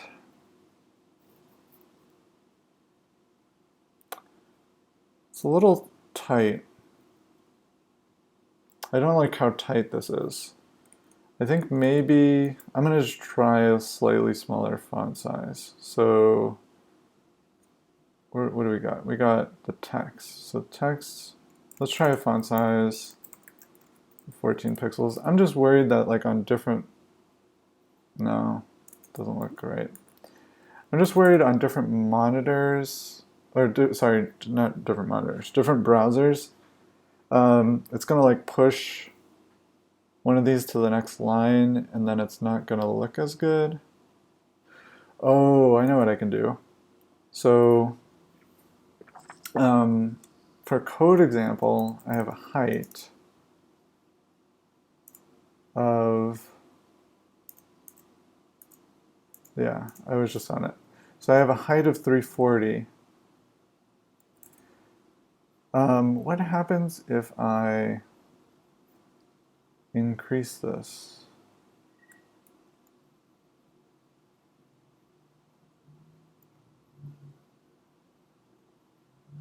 That's much nicer.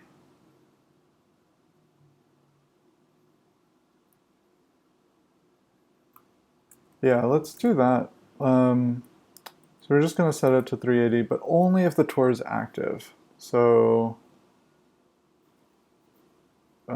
tour active, tour step overlay, and all of these get a height of 380 pixels. Okay, so now if I start the tour, wait, it didn't work. Tour step active, tour step, wait, tour, oh, this is the wrong place to put that. Where do I have, I guess I put it in the code example. I did, I think I did. Tour active, yeah I did. I don't know if it belongs here. I think this more belongs in the tour. Yeah, let's move it to the tour. And we can put it at the top.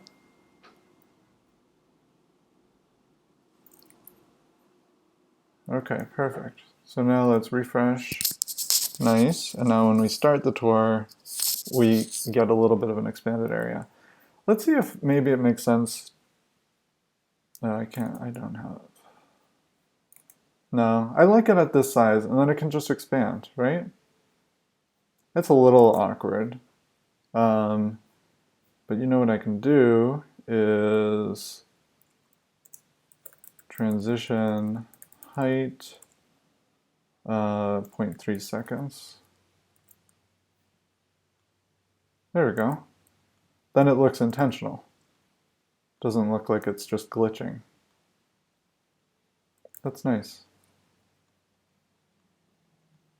Okay, we're going to go through all these.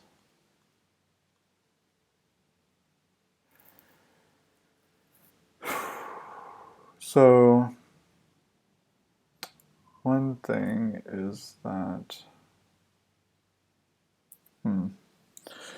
So do you notice how this thing didn't move even as we were going through the steps? So it did move there, but like there it's not moving. I wonder if that's because it's positioned absolute instead of positioned fixed.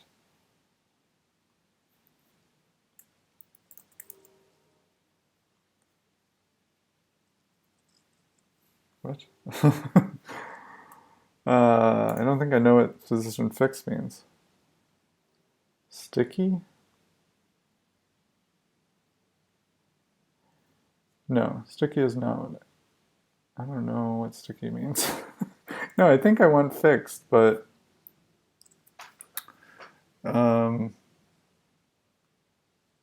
this is position relative, right? I mean, it's definitely. Yeah, position relative, yeah. Tour info. Oh, but it's just scrolling it. It's not.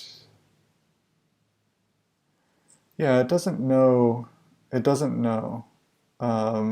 because its container is this, right?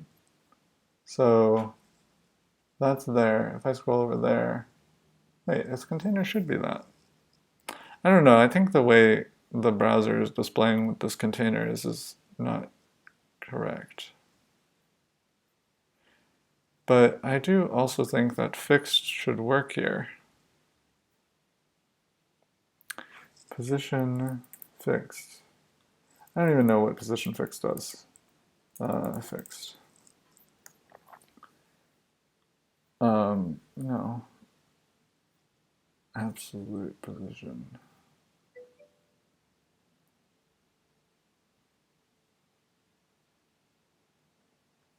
Oh, yeah, it's positioned, so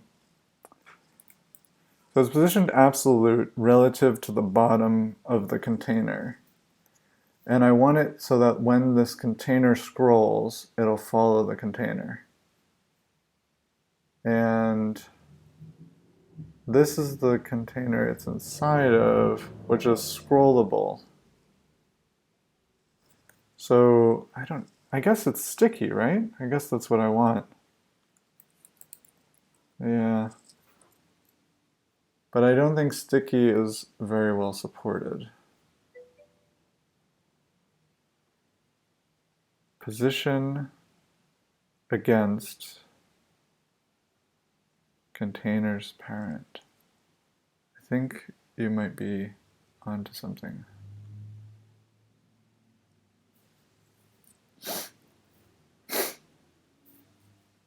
Yeah. Yeah, that makes sense. Okay, so yeah.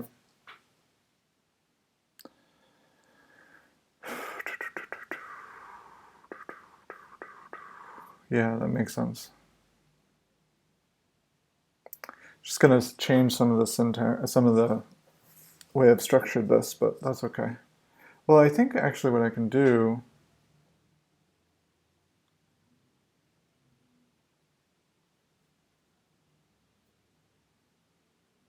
Yeah, I think that's the right solution, first of all. I don't want to deal with this sticky stuff because it's not well supported in a lot of browsers. But I think if I can figure out a way to get this inner container to expand to the full width of its parent like scrollable area.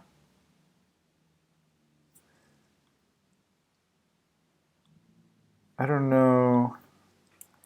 CSS. If I can do that, then I think inner container width of scrollable area. Set with an inner div on scroll out. Yeah, okay. This is what I'm looking for. Unit display. No. Just give this to your content. Huh. Okay. This is from 2013 anyways.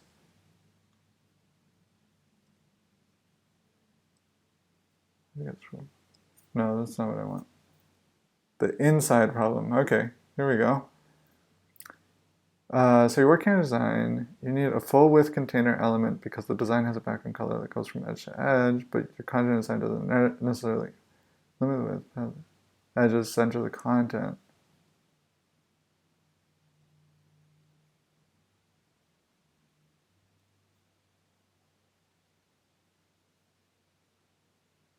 Centered.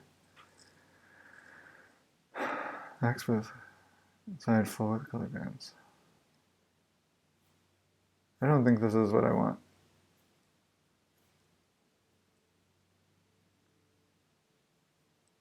I don't think that's what I want.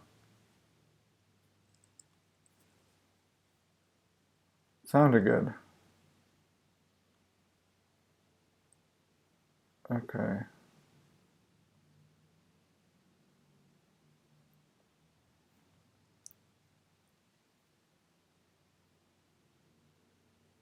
They're using the view width. That's not what I want. Could use JavaScript for this. Element size and scrolling. So the issue, just to like restate it to myself, is that there are two. So when I start the tour, there are two different scrollable areas. One is this inner area. Why did I make this again? Oh yeah, because it needs to increase the height of the content.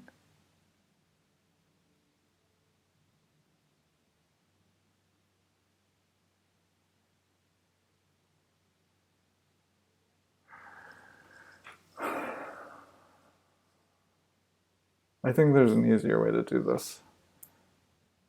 Code inner.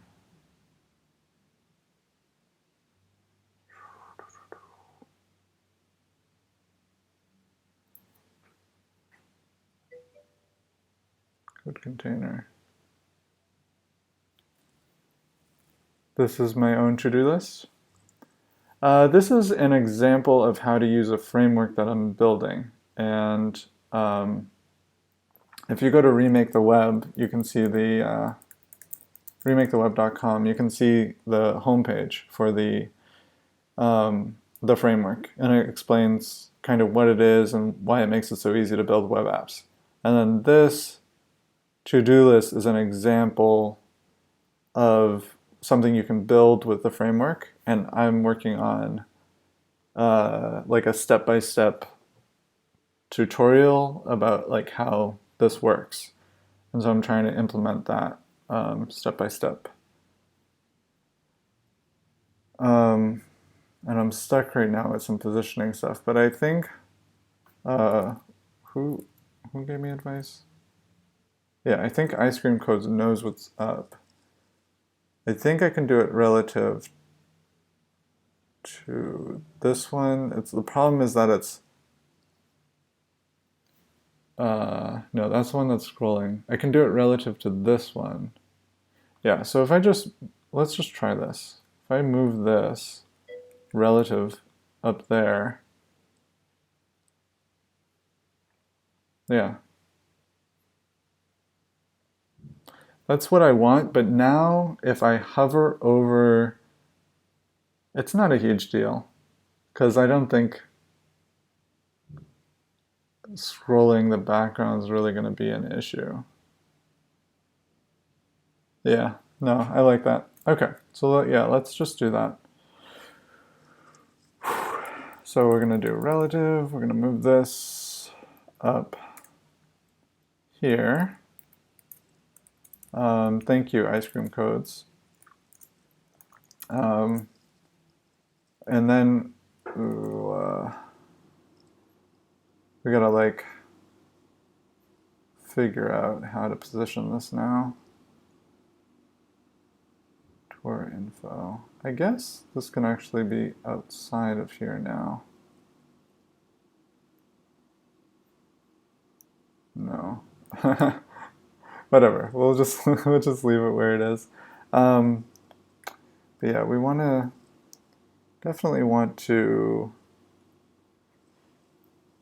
figure out how to position it better. Okay, so yeah, it's being positioned relative to the parent now. So now so the width should be calc. Oh, and let's do left 0 for now. And width 100%. Wait, what? This is relative to this one. Oh, okay, yep, that makes sense then. Padding, okay, so 8 pixels. So we need to bring this in 8 pixels. So the width is going to be calc minus 8 pixels. Perfect. Then we're going to do left 16 pixels, and then we're going to minus another 16 pixels, so that's going to be 24. Perfect. Pretty much. Might actually be less. This fewer than 16. Top right, bottom left. It's 14. Okay. So we're going to go down to 22, and we're going to say left 14. Okay. And now we want to bring it in another 8px on either side, and also the bottom 1, 2, 3, 4, 5, 6, 7, 8. Okay, and then so 2 more, so 16px. So this is going to be 8, 38, and we're going to add 8 pixels to this. 8 plus 14 is 22.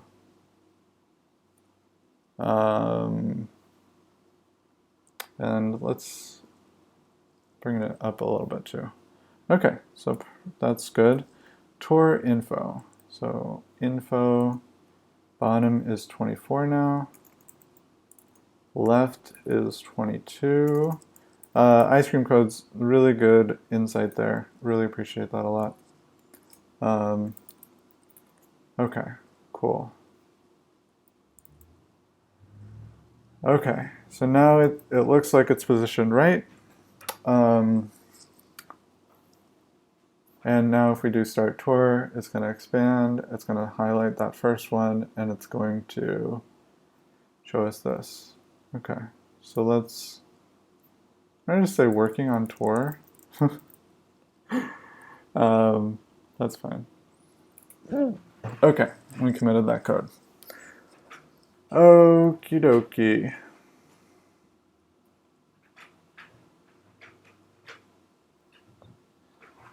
Well, it was very, very nice. Okay, so the next thing we want to do is add a backdrop. And actually, I'm going to start the tour right away, as soon as the page loads. Not like permanently, but just for now. Oh, I might not want to do that before the steps are configured. I'll just do it at the bottom. Okay, so yeah, let's add the backdrop. So the backdrop, I believe, is going to cover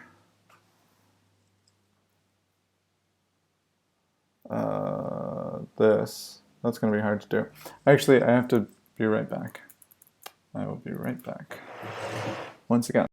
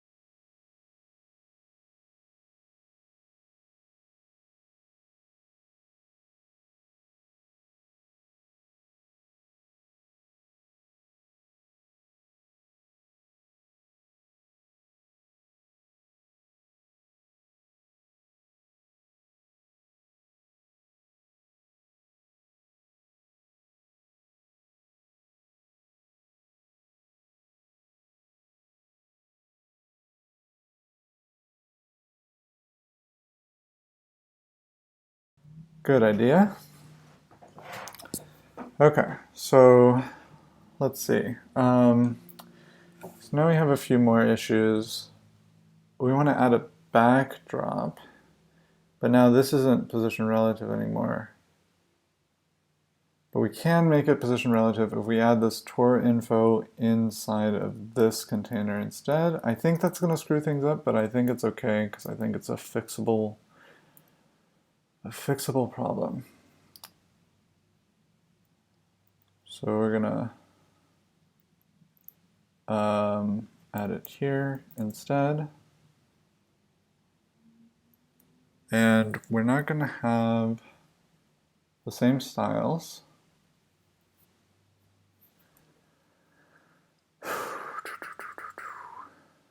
Yeah, we're not going to have the same styles.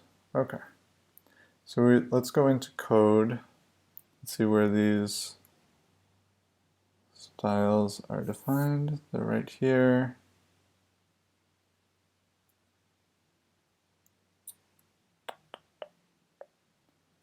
Okay, so inside of tour info, we're just going to grab these. So we're going to do, and this is a little bit of repeating ourselves. Well, actually, what we can do is just grab this tour info and put it inside the code example, because why not, right?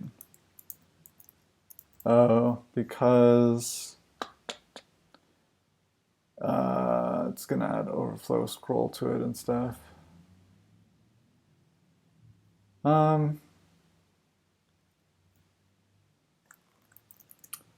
I don't know. We can split this up. Is it worth it? I don't know if it's worth it.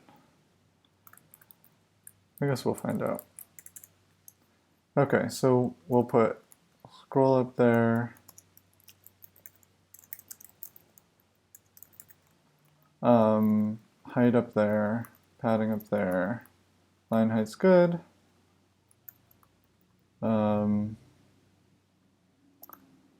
Background color can go up there too. Okay.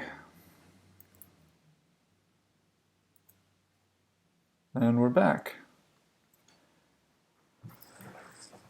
Okay, so now we have the right textiles. Sounds like I'm saying textiles. Okay, so let's close that. We'll close that. So now we want to add the backdrop.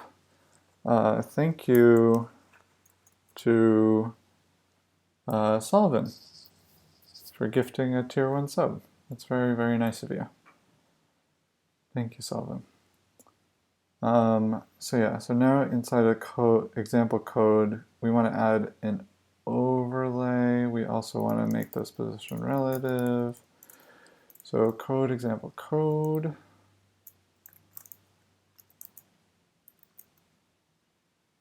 And we're gonna, I don't know, we're gonna be really bad and add this with JavaScript.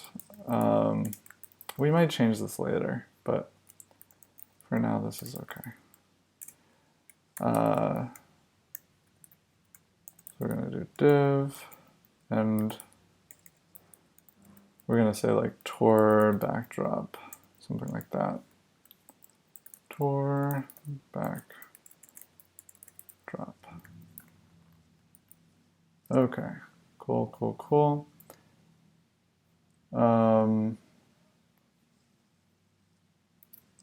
I think it's after start is actually where we, oh no, we do want it before end. Okay. And I guess we'll add this to the top. Tour backdrop. So we'll do background, color, black for now. And we're gonna do position. I think this time we do want, it's fixed, right? I don't think I know how fixed position works. Top 0, left 0, width 100%, height 100%. Okay, let's see what this looks like. Perfect. Yeah, I really don't, I don't think I know what fixed position. I think fixed position can only be relative to the overall page, which is actually kind of stupid. Um, okay, so this is still scrollable. I think might be another area where I need to do it relative to the parent, which is unfortunate. Whew, yeah. Yeah, the scrollable area needs to be different than the area I'm positioning elements relative to. And I want it to be inside of this also. Okay, so code can stay the same. Code example code. And I made, no, I need it scrollable too. I think most of it is fine. I just can't make this scrollable.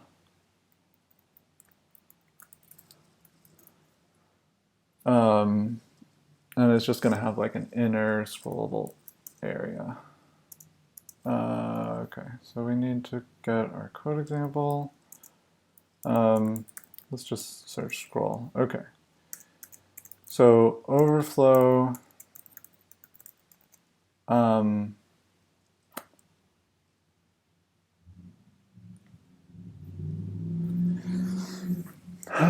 This really, I think it's just overflow visible is what I want. I'm not sure about this though. I have this inner, is the inner thing here? No, it's not.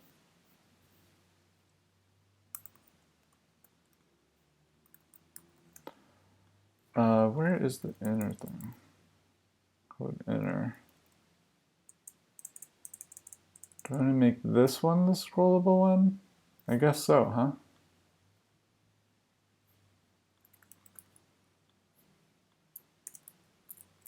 Overflow scroll. Oh, no.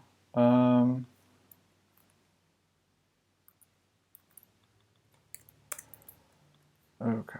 So I'll put it here. So it needs to always be scrollable and sometimes be tall. And let's get rid of this backdrop for now.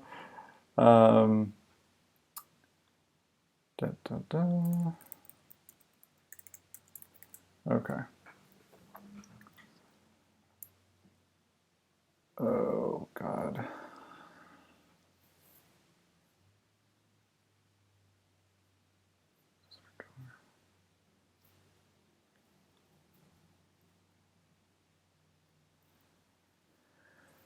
Okay.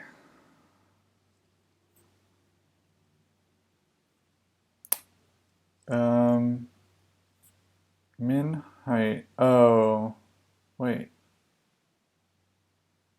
Min height 580. So, yeah. Okay.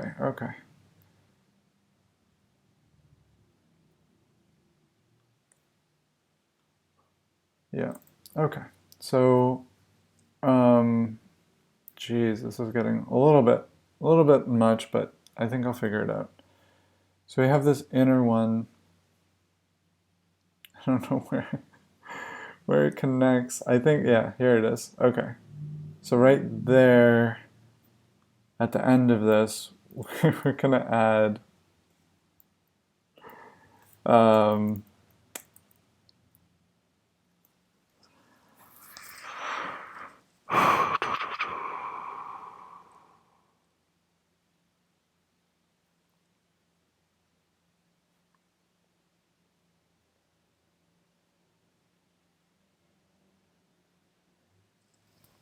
yeah, we're gonna add a div with the class. So this is gonna be like the extra scroll for the tour. So we're gonna say like tour extra scroll area, I guess. And then like a crazy person, we're gonna just put a bunch of break tags in here. I'm not convinced this is the right way to do it, but that's fine for now. Like we can give it a min height or something later. We don't have to use break tags. But I just want to get this to work. Because if there's like some show-stopping thing that makes it not work, then I want to find out sooner rather than later. So we're going to do display none on this, and then if it's active, if the tour is active, then we want to display black. Okay, so that should give us extra scrollable area. We don't need this min height anymore now, because that's just the scrollable, and we can even call it scrollable because that's its only purpose. So we're going to search inner, inner.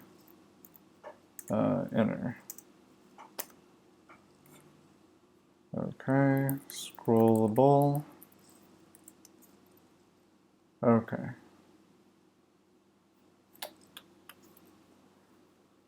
So now, is this, I want to get rid of this, this one too. It's kind of getting in the way.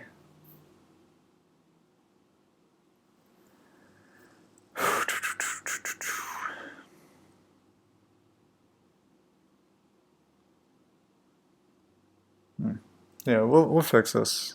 It's going to be fine, I think. Okay, so scrollable, yeah, but it's not.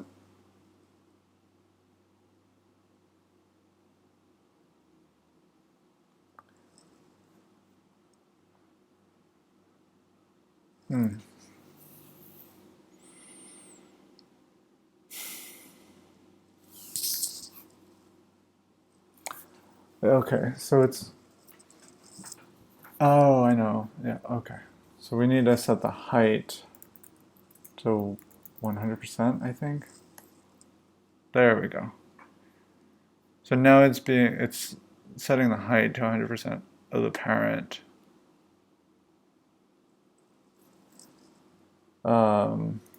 Okay. Well, let's go to the code example. Padding. We're gonna switch the padding to. So we're gonna say padding 0, padding 12px. Great. Good. Good.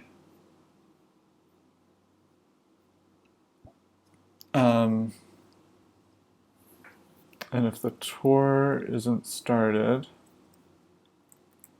there's not going to be a scrollable vertical scroll, right? Okay, good.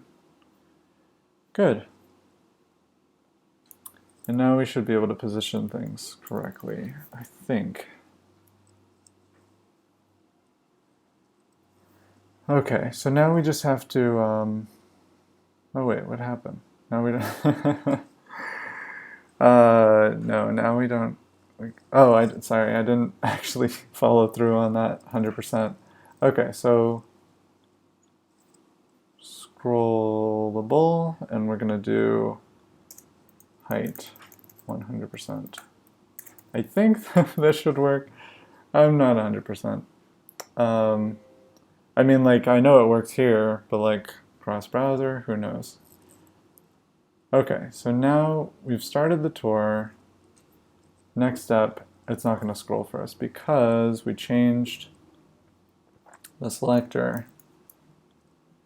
So scroll, oh geez, scroll. Code example code. Okay, so let's look at everywhere this is.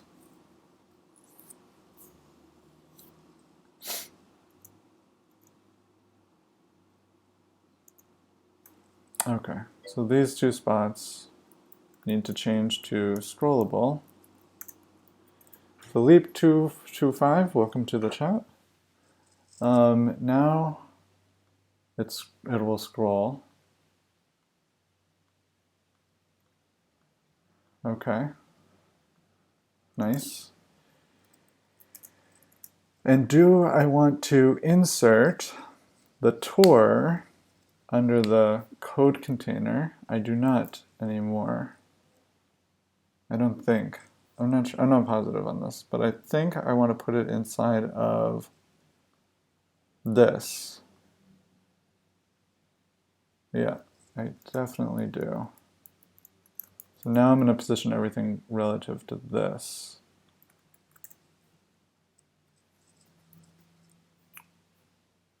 Tor backdrop.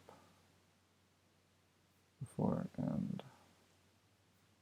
Okay, so this has to be, well, these actually shouldn't be on separate lines, to be honest. This here should just be up here. And then I can just, I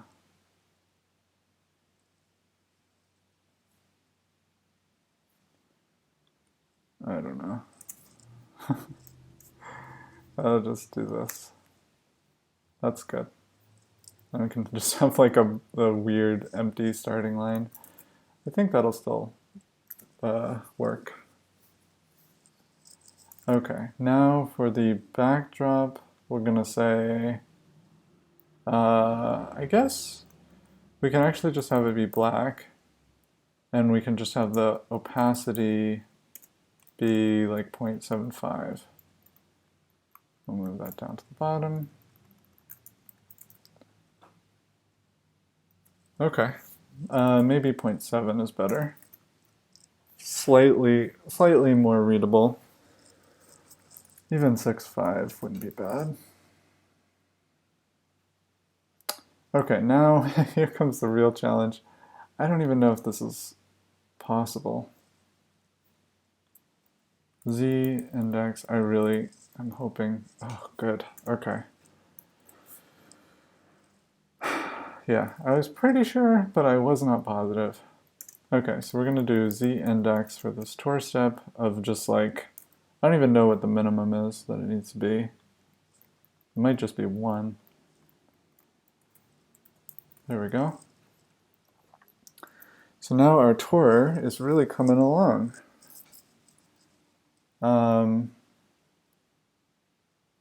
That is awesome. That is awesome. Okay, so let's commit this. First step, kind of working. Let's see. That.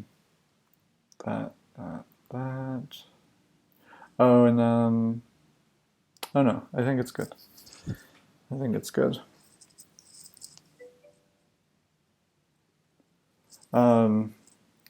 Yeah.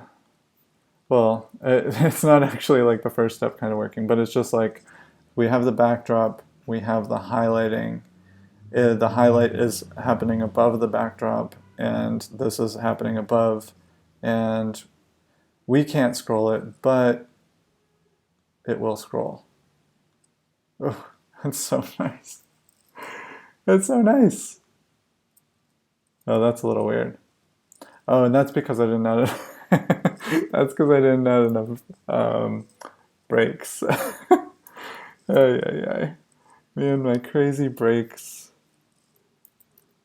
Okay, there we go. Yeah, it's not bad, huh?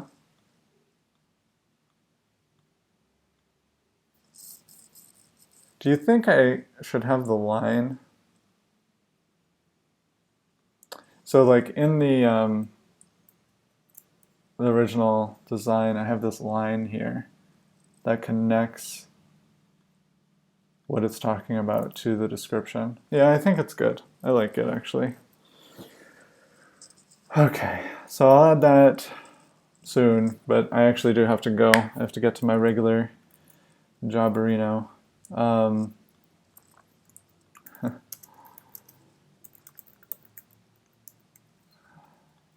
So I will see you guys later. I'll be on next week. Thanks for stopping by. Look out for changes to the homepage soon. Probably push this out today at some point, so you'll be able to play around with this demo on the website. because I just love publishing code that might or might not work. Yeah, I really appreciate it, and I really appreciate you helping out. It was really super useful. Okay, have a nice day, everyone. I'll see you. I'll see you next time. Bye. Bye. Bye. Bye.